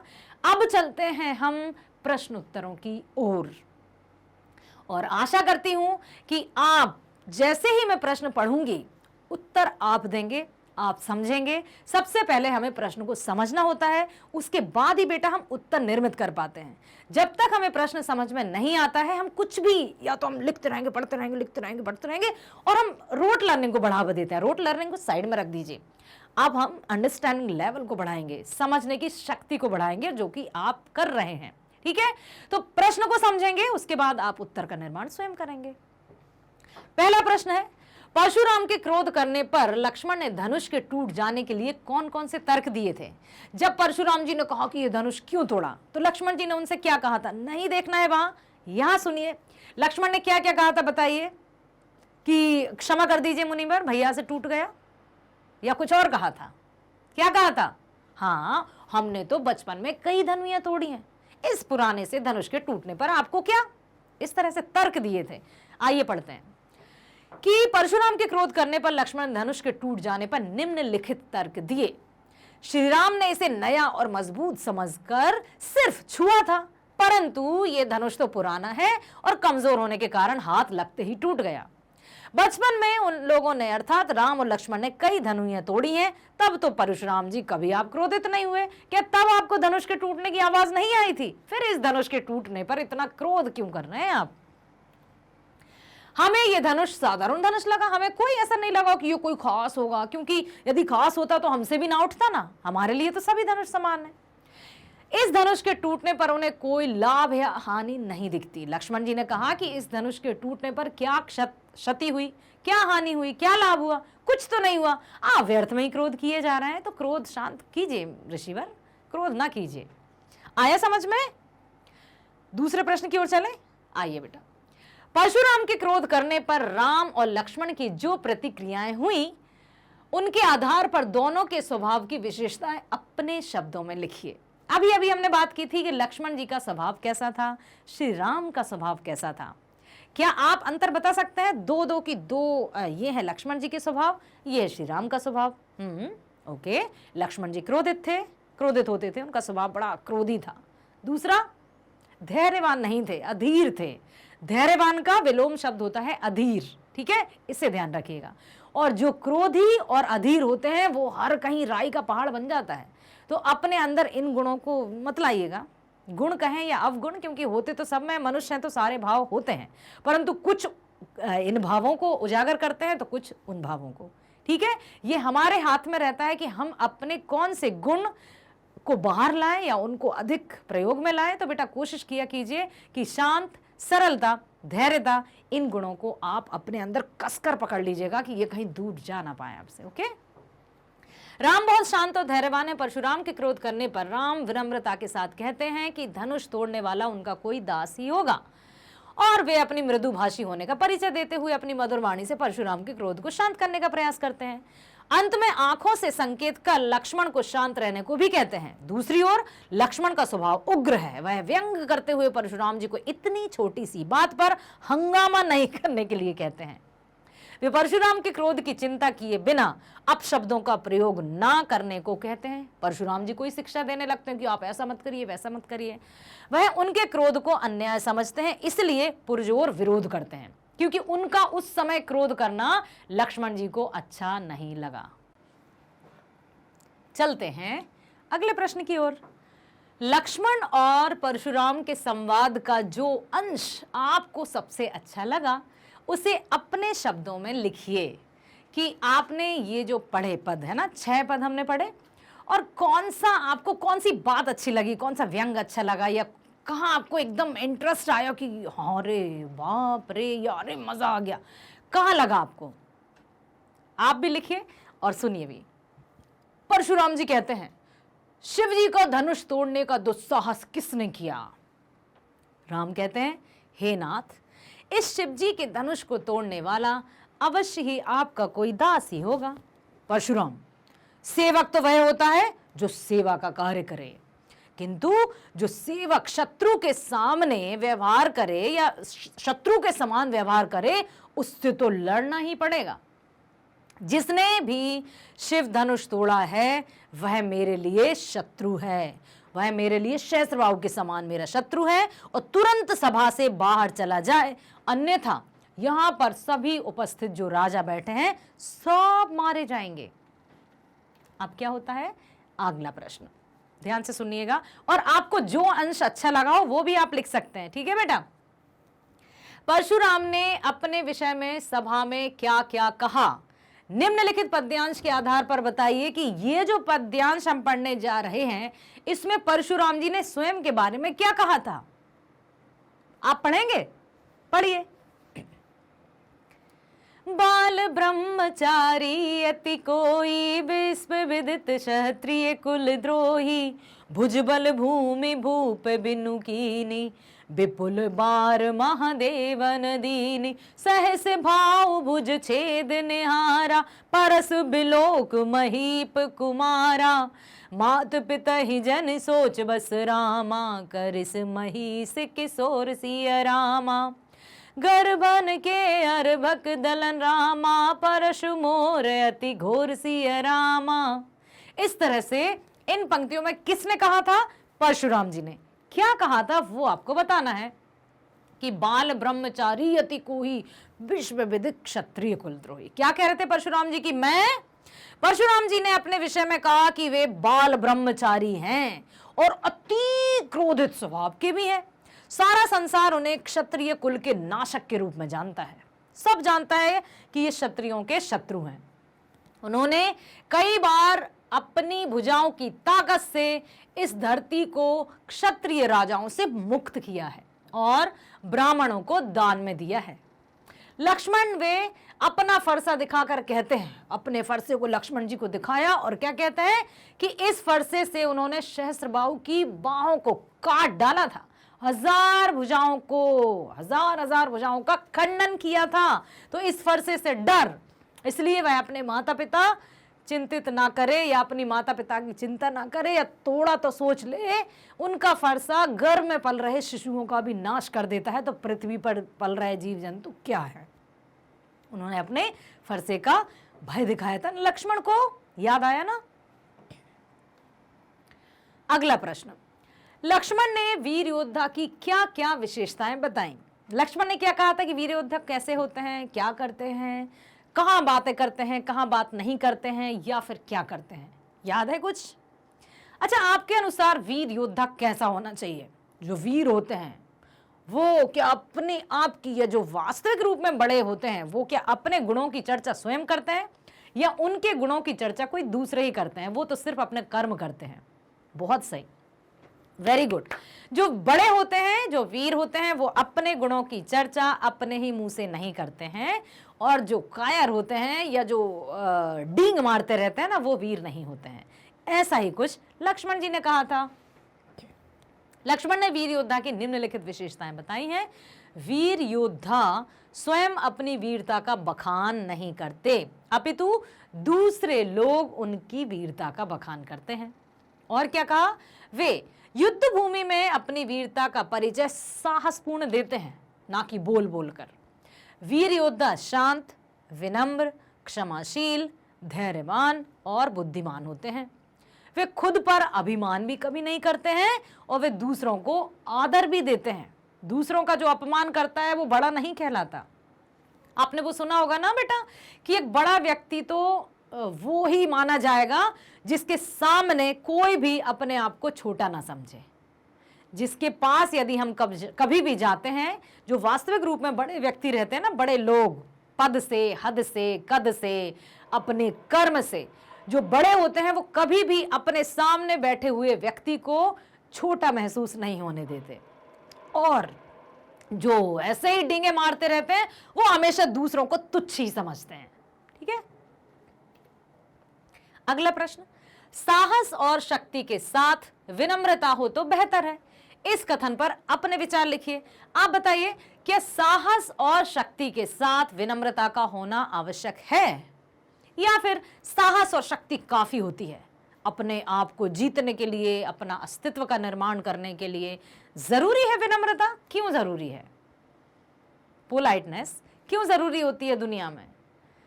यस, क्योंकि आपने वो सुना होगा ना, ऐसी वाणी बोलिए मन का आपा खोए, ऐसी वाणी बोलिए मन का आपा खोए, औरन को शीतल करे आपहु शीतल होए। मधुर वचन है औषधि, कटुक वचन है तीर। ये भी सुना होगा आपने कि मधुर जो वचन होते हैं वो एक औषधि के समान होते हैं। डॉक्टर की हम बात करें, यदि डॉक्टर्स इतना प्यारा, यदि कोई डॉक्टर है जिसके पास पेशेंट आए हैं और पहले ही वो कहते हैं कि अरे इतने दिनों से क्यों नहीं आई, या ये दवा क्यों नहीं ली, ऐसा करिएगा, वैसा दवाइयाँ खाइएगा, तो बेचारा पेशेंट और बीमार हो जाएगा। लेकिन यदि डॉक्टर आए, डॉक्टर साहब, अरे आपको हुआ ही क्या है, क्यों चिंता कर रहे हैं आप, कुछ नहीं हुआ है, आप तो इतने अच्छे हैं कि यूं बीमारी को हरा के भगा देंगे। पेशेंट आधा अच्छा तो तभी हो जाएगा।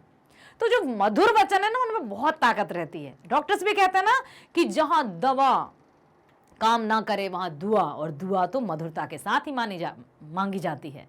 ऐसा नहीं कि हे प्रभु मुझे चाहिए ऐसा नहीं, हे परमपिता, हे ऊपर वाले मेरी रक्षा करना, मेरा साथ देना, विनम्रता के साथ। ऐसा नहीं कि ऊपर वाले जिसको भी हम मानते हैं, चाहे अल्लाह हो चाहे ईश्वर हो, जिसको भी हम मानते हैं, तो उससे हम ये नहीं कहेंगे हमारा ख्याल रखिएगा या हमारा साथ दीजिएगा। क्या कहेंगे हम?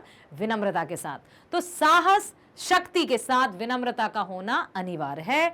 हर जगह साहस और शक्ति से ही काम नहीं चलता है, हाँ, लेकिन इनके साथ यदि विनम्रता है तो शत्रु भी आपकी प्रशंसा करने में चूक नहीं करेंगे।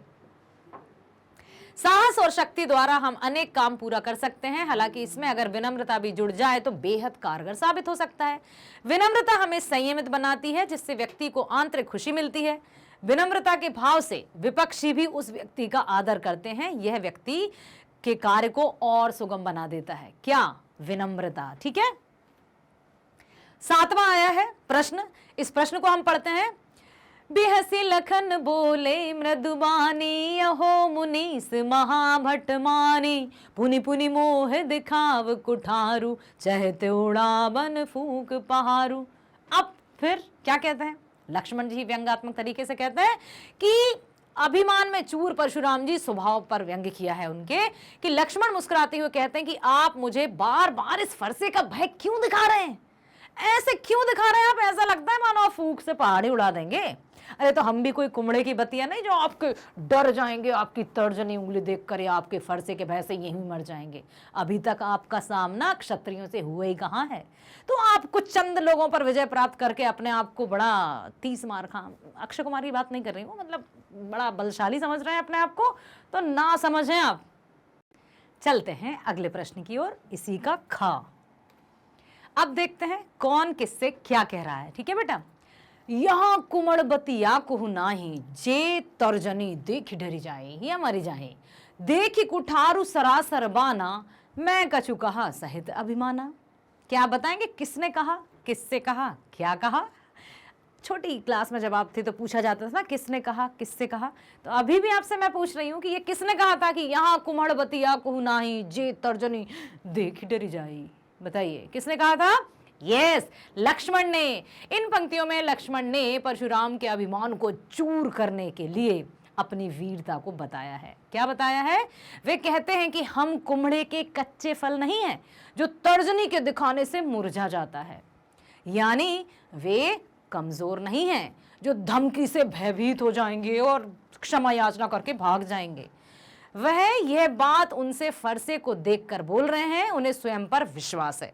बार बार परशुराम जी फरसे का भय दिखाते हैं, बार बार कहते हैं कि बालक मेरे फरसे से डर, मेरे। अब आप ये मत कहना ये तो पैन है मैडम, ये फरसा नहीं है।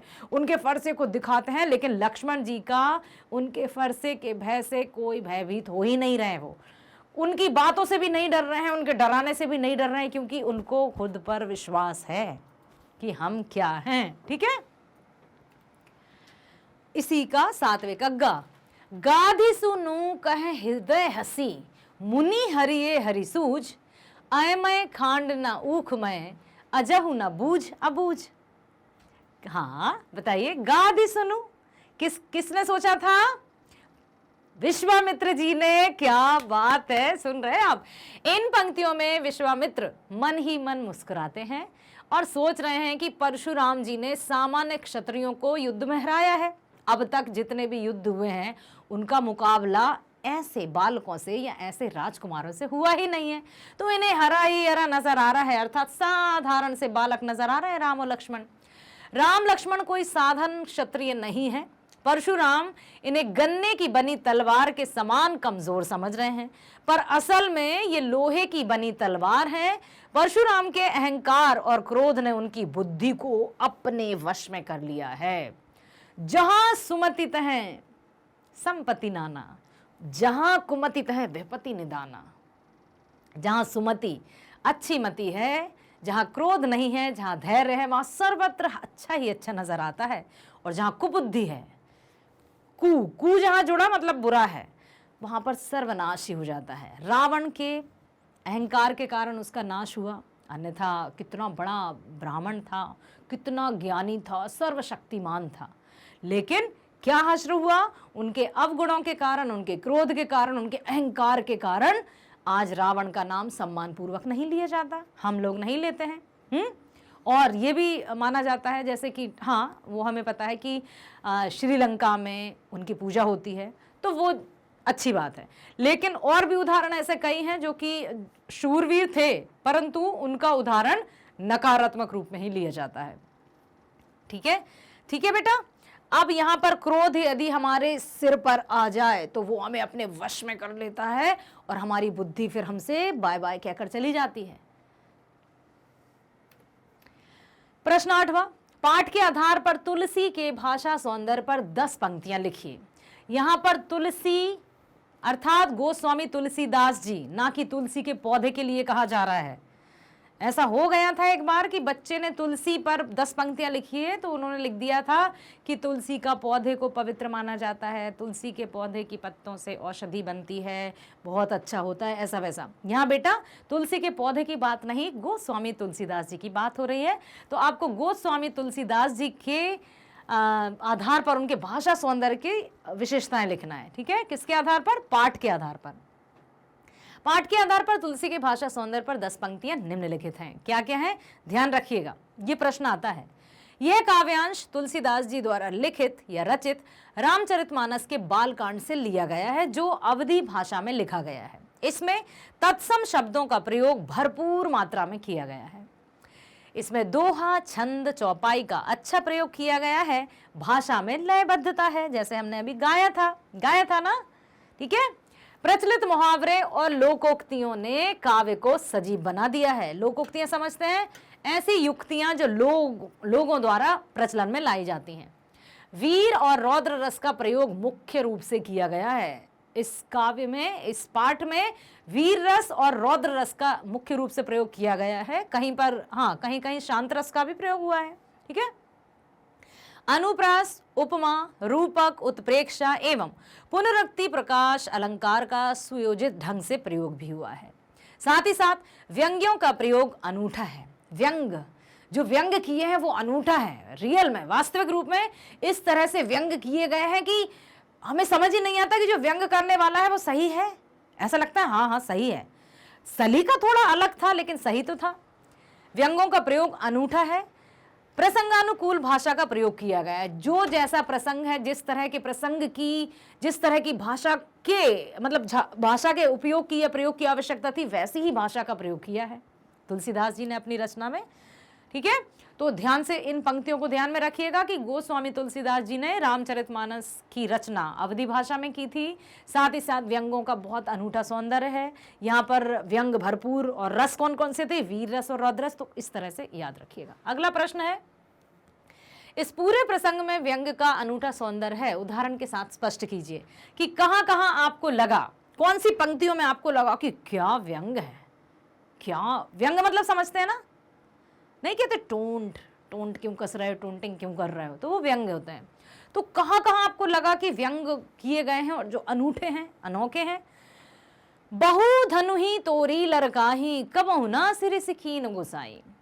लक्ष्मण परशुराम जी से कहते हैं कि हमने तो बचपन में भी ऐसी कई धनुएं तोड़ी हैं, तब तो आपने हम पर कभी क्रोध नहीं किया, ऐसे क्रोधित तो नहीं हुए। अब इस पुराने से धनुष के टूट जाने पर आप इतना क्रोधित क्यों हो रहे हैं? ये व्यंग था।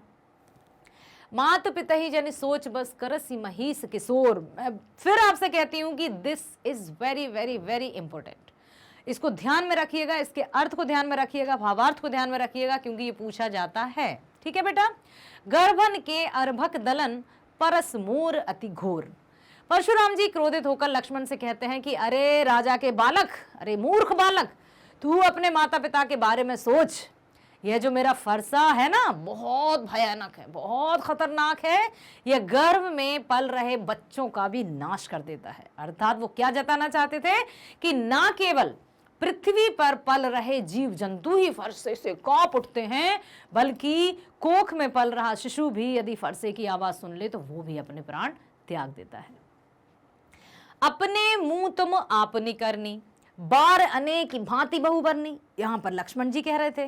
परशुराम द्वारा की जा रही खुद की बड़ाई को लक्ष्मण अपने मुंह मियाँ मिट्ठू बनाना कहते हैं, कि अपने मुंह मियाँ मिट्ठू बनते जा रहे हैं, बनते जा रहे हैं, बनते जा रहे हैं, कि मैं हूं तो कोई है ही नहीं। अब ऐसे थोड़ी होता है, आज जो शूरवीर होते हैं वो स्वयं की प्रशंसा नहीं करते, उनकी प्रशंसा तो दूसरे लोग करते हैं, और प्रशंसा वही वास्तविक मानी जाती है जब दूसरे हमारे करें। ठीक है, मान लीजिए कोई व्यक्ति है, वो बहुत अच्छा गाता है, बोलता है, या पढ़ाता है, या पढ़ता है, तो अब वो खुद ही कहे पता है मैं बहुत अच्छा गाता हूँ, पता है मैं बहुत अच्छा बोलता हूँ, पता है मैं बहुत अच्छा पढ़ता हूँ, कौन सुनेगा? कोई नहीं ना। तो हमारी अपने आप से जो प्रशंसा की जाती है वो प्रशंसा नहीं होती है। प्रशंसा हमेशा जब दूसरे करते हैं वही वास्तविक रूप से प्रशंसा मानी जाती है। और एक बात बता दूं, कभी कभी बहुत अच्छा कार्य करने पर भी हमें प्रशंसा नहीं मिलती है, तो इससे हमें हताश नहीं होना है, क्योंकि प्रशंसा भी वही करते हैं जो प्रशंसनीय होते हैं। बहुत कम लोग ऐसे होते हैं जो कुछ अच्छा देखकर वाह वाह करें। कुछ लोग तो जल जाते हैं, दहक जाती है अग्नि उनके हृदय में कि अरे ये इतना अच्छा क्यों कर रहा है, नहीं करना चाहिए था ना, चिढ़ जाते हैं। ऐसा है, मानवीय प्रवृत्ति है। तो यदि आप कभी कुछ अच्छा करते हैं और प्रशंसा ना भी मिले तो अपने आप में हीन भावना नहीं लाएंगे, आप उदास नहीं होंगे, आप हताश नहीं होंगे, क्योंकि आपको पता है ना कि आप कैसा कर रहे हैं। तो बस कीप डूइंग। मिले न कबहू सुभट रन गाढ़े, द्विज देवता घर ही के बाड़े। किसने कहा था? लक्ष्मण जी ने परशुराम जी से। लक्ष्मण जी कहते हैं कि आपका सामना कभी योद्धाओं से हुआ ही नहीं है, इसलिए आप घर के शेर हैं। इसलिए आप अभी तक सोच रहे हैं कि हम बस ऐसे ही होंगे, साधारण से बालक, और आप शूरमा समझ रहे हैं, अपने आप को शूरवीर समझ रहे हैं। अभी तक आपका सामना हम जैसे क्षत्रियों से हुआ ही नहीं है। कभी आइए हमारे सामने, हम फिर बताते हैं। इस तरह से उन्होंने कहा था। 10वां प्रश्न, निम्नलिखित पंक्तियों में प्रयुक्त अलंकार पहचान कर लिखिए। अलंकार मैंने प्रीवियस चैप्टर्स में, प्रीवियस वीडियोस में आपको बताए थे कि मुख्य रूप से अलंकार 2 प्रकार के होते हैं, शब्द अलंकार, अर्थ अलंकार। ठीक है, शब्द अलंकार के 3 भेद होते हैं, अनुप्रास, यमक और श्लेष। अर्थ अलंकार के 5 भेद होते हैं। कौन कौन से? उपमा, रूपक, उत्प्रेक्षा, मानवीकरण और अतिशयोक्ति। अलंकारों के प्रयोग से क्या होता है? जिस तरह से आभूषण, हाँ नहीं पहनाया देख, लेकिन फिर भी आभूषण में कुछ भी आ सकता है, ये भी आ सकता है। ठीक है, जिस तरह आभूषण पहनने वाले की सुंदरता बढ़ाते हैं ना, उसी तरह से अलंकार कविताओं की या काव्यों की शोभा बढ़ाते हैं। तो जब कभी भी काव्य सौंदर्य पूछा जाता है तो उनमें निहित अलंकारों को आपको छांटना होता है, आइडेंटिफाई करना पड़ता है, रसों को ढूंढना पड़ता है कि कौन कौन से रस का प्रयोग हुआ है, कौन कौन से अलंकार का प्रयोग हुआ है। तो आप बताइए कि बाल की बोली बधो नहीं तो ही बा बा बा, बा वर्ण की आवृत्ति से यहां पर अनुप्रास अलंकार है। क्यों? क्योंकि अनुप्रास अलंकार वह होता है जिसमें वर्ण की आवृत्ति होती है। वर्ण क्या होता है बेटा? भाषा की सबसे छुटकी सी इकाई, अक्षर। वर्ण की आवृत्ति के कारण ही अनुप्रास अलंकार है। कोटि कुलिस सम वचन तुम्हारा, इस पंक्ति में 2-2 अलंकार हैं। ऐसा नहीं है कि एक पंक्ति में एक ही अलंकार होगा, एक पंक्ति में कई अलंकार भी हो सकते हैं। तो कोटि कुलिस का अनुप्रास तो है ही, लेकिन सम या सम के आ जाने से, जैसे सम शब्द के आ जाने से यहां पर आ गया है समान या तुलना। तुलना जब हम करते हैं, कंपैरिजन करते हैं, तो क्या होता है कि ये इसके जैसा है। तो सम के जैसा, समान, ये जो होते हैं वो तुलनात्मक शब्द होते हैं जिनको वाचक शब्द कहते हैं। इसलिए यहां पर कौन सा अलंकार है? उपमा। ठीक है, यस बिल्कुल सही। कोटि कुलिस में का वर्ण की आवृत्ति से अनुप्रास है। वहीं पर कोटि कुलिस सम वचन में उपमा अलंकार है, चूंकि परशुराम जी के वचनों की तुलना वज्र से की गई है और वाचक शब्द सम का प्रयोग हुआ है। समझ आया बच्चों? अगला प्रश्न है, तुम तो काल हाँकु जनु लाबा, बार बार मोहि लागी बुलाबा। कौन सा अलंकार है? तुम तो काल हाँक जनु, जानो जनहु मानो मनहु ज्यों त्यों। क्या था? याद है 5 अलंकार? उपमा अलंकार, रूपक अलंकार, उत्प्रेक्षा अलंकार, मानवीकरण अलंकार, अतिशयोक्ति अलंकार। कुछ मैंने ट्रिक बताई थी ना कि कैसे याद रखना है। उपमा खाने की वस्तु, नाश्ता, हाँ खाते हैं ना। उपमा खाया, रूप निखर आया। अब हम कल्पना, संभावना कर सकते हैं क्योंकि हम मानव हैं और इसमें कोई अति नहीं है। 5 अलंकार। ठीक है, तो इसमें उत्प्रेक्षा होगा क्योंकि जनु शब्द आया है, वाचक शब्द जनु। उत्प्रेक्षा अलंकार, काल हाँक जनु में उत्प्रेक्षा अलंकार है क्योंकि यहां जनु वाचक शब्द है। पुनरुक्ति प्रकाश अलंकार। जब एक ही शब्द, समान शब्द बार बार आए और उनका अर्थ भी समान ही हो तो पुनरुक्ति प्रकाश होता है। लेकिन जब समान शब्द का रिपीटेशन हो या पुनरावृत्ति हो और उनके अर्थ अलग अलग हो तो यमक अलंकार हो जाता है। लेकिन यहां पर बार बार का अर्थ बार बार ही है, इसलिए पुनरुक्ति प्रकाश है। ठीक है बेटा, समझ आया ना। लखन उतर आहुति सरिस, भृगुवर कोप कृसानु, बढ़ती देख जल समवचन, बोले रघुकुल भानु।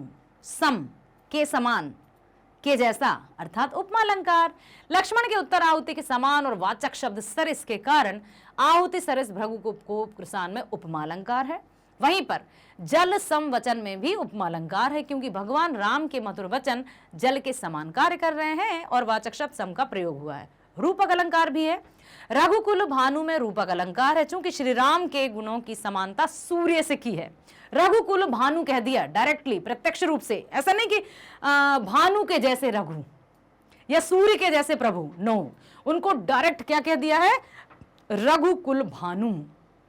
जैसे हम नहीं कहते हैं कि सीता का मुख चंद्रमा के समान सुंदर है, बहुत सुंदर, तो के समान अर्थात उपमा अलंकार। यदि हम कहें कि सीता चंद्रमुखी है तो यहां पर उपमान और उपमेय की अत्यधिक समानता के कारण रूपक अलंकार हो जाता है। तो यदि यहां पर लिखा होता कि भानु के जैसे रघुकुल, तब होता वहां उपमा अलंकार। लेकिन क्या कह दिया, रघुकुल भानु, सूर्य ही है, बिल्कुल सूर्य ही है, चमकते हुए सूरज है श्री राम, इसलिए रूपक अलंकार। रूपक अलंकार में उपमान और उपमेय अलग अलग नहीं होते हैं, उनका अभेद नहीं, मतलब उनमें भेद नहीं किया जाता, अंतर नहीं ढूंढा जा सकता, इसलिए वो एक हो जाते हैं और रूपक अलंकार हो जाता है। क्लियर है बेटा? ओके, आशा करती हूं आपको ये पाठ समझ में आया होगा। हमने 6 काव्यांश पढ़े हैं और कहां से लेकर कहां तक, किसकी वार्तालाप से किसके संवाद, कहां से हम कहां पहुंचे ना। हाँ वही हैं आप, मैं भी यही हूँ, लेकिन संवाद तो खतरनाक तरीके वाला था। कहीं डर रहा था तो कहीं फरसे का भय था, कभी मैं ही डर जाती थी कि परशुराम जी मुझे पीछे से ना मार दें, ठीक है, तो कहीं कुछ तो कहीं कुछ। और अंत में क्या हुआ, श्री राम ने अपने वचन, अपने शील वचनों के आधार पर भैया लक्ष्मण को कराया शांत और प्रसंग हुआ समाप्त। ठीक है, साथ ही साथ उसके बाद हमने प्रश्न अभ्यास किए, जो कि आपकी पाठ्य पुस्तक क्षितिज के जो पीछे प्रश्न दिए रहते हैं ना, एनसीईआरटी सॉल्यूशंस, उनको हमने किया। उनमें मैं आपकी तारीफ करना चाहूंगी, बिल्कुल आप प्रशंसा के हकदार हैं, आपने बहुत अच्छे से साथ दिया। तो बेटा हिंदी के वीडियोस देखने के लिए ओके, और सभी विषय के वीडियोस देखने के लिए आपको अधिक परेशान होने की आवश्यकता नहीं है। क्योंकि अब आप डायरेक्टली, बिल्कुल डायरेक्टली जाकर विद इन सेकंड्स उस वीडियो पर जा सकते हैं जिस पर आप पहुंचना चाहते हैं। कैसे?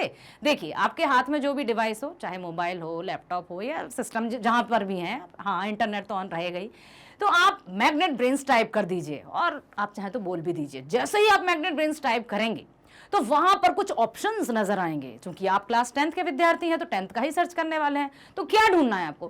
क्या सीबीएसई इंग्लिश मीडियम से रिलेटेड आपको अपने सब्जेक्ट देखना है, इंग्लिश मीडियम में आपको पढ़ना है, या फिर सीबीएसई हिंदी मीडियम के वीडियोस आप देखना चाहते हैं, या फिर स्पोकन इंग्लिश, घर बैठे बहुत अच्छी इंग्लिश बोलना सीखना चाहते हैं, या फिर प्रतियोगी परीक्षाएं जो कि एनटीएससी, ओलंपियाड हर एक विषय की होती है, उनसे संबंधित वीडियो देखना चाहते हैं, या फिर यूपी बोर्ड की परीक्षाओं से संबंधित वीडियोस देखना चाहते हैं, क्या क्या क्या, हाँ हाँ हाँ, सब कुछ है यहाँ मैग्नेट ब्रेन्स पर। तो okay, Hindi medium, okay, CBSE Hindi medium videos आप देखना चाहते हैं तो just click on that. Click करते ही आपके सामने आ जाएंगे आपके सब्जेक्ट और साथ ही साथ आपके टीचर्स। क्या पढ़ना है आपको, किसका वीडियो देखना है? क्या भौतिक विज्ञान का वीडियो देखना चाहते हैं, या फिर रसायन विज्ञान, गणित, अंग्रेजी, हिंदी या सामाजिक विज्ञान? जो भी आपको देखना है जस्ट बेटा क्लिक करना है और आपको बिल्कुल जादू की छड़ी की तरह वहां पर आपके सामने आ जाएंगे वीडियोस। क्या पढ़ना है? हिंदी, यस, हिंदी का वीडियो आपको देखना है तो क्लिक कर दीजिए हिंदी, क्लास 10th हिंदी।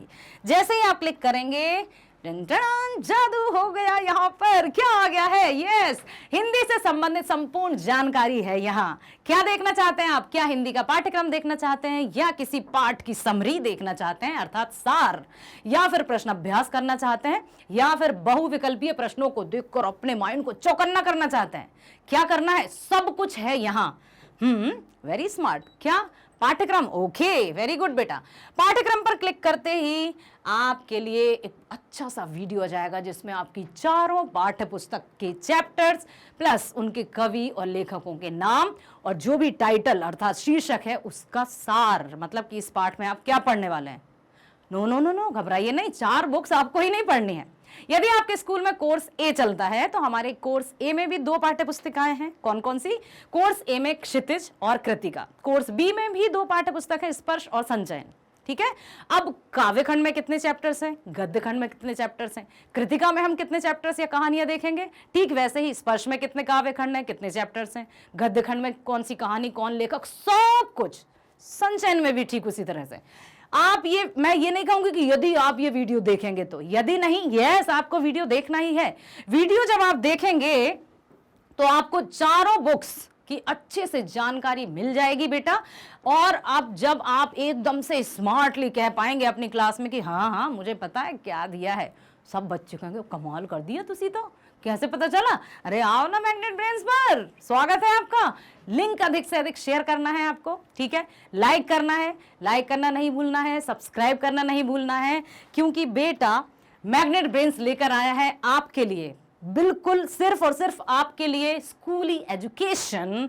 विद्यालय जो हमारा है ना, स्कूल की शिक्षा, ऑनलाइन शिक्षा एकदम फ्री, 100% फ्री प्रोवाइड करते हैं हम आपके लिए, क्योंकि हमें पता है कि बच्चे आप भविष्य हैं और शिक्षा से ही भविष्य उज्जवल होता है।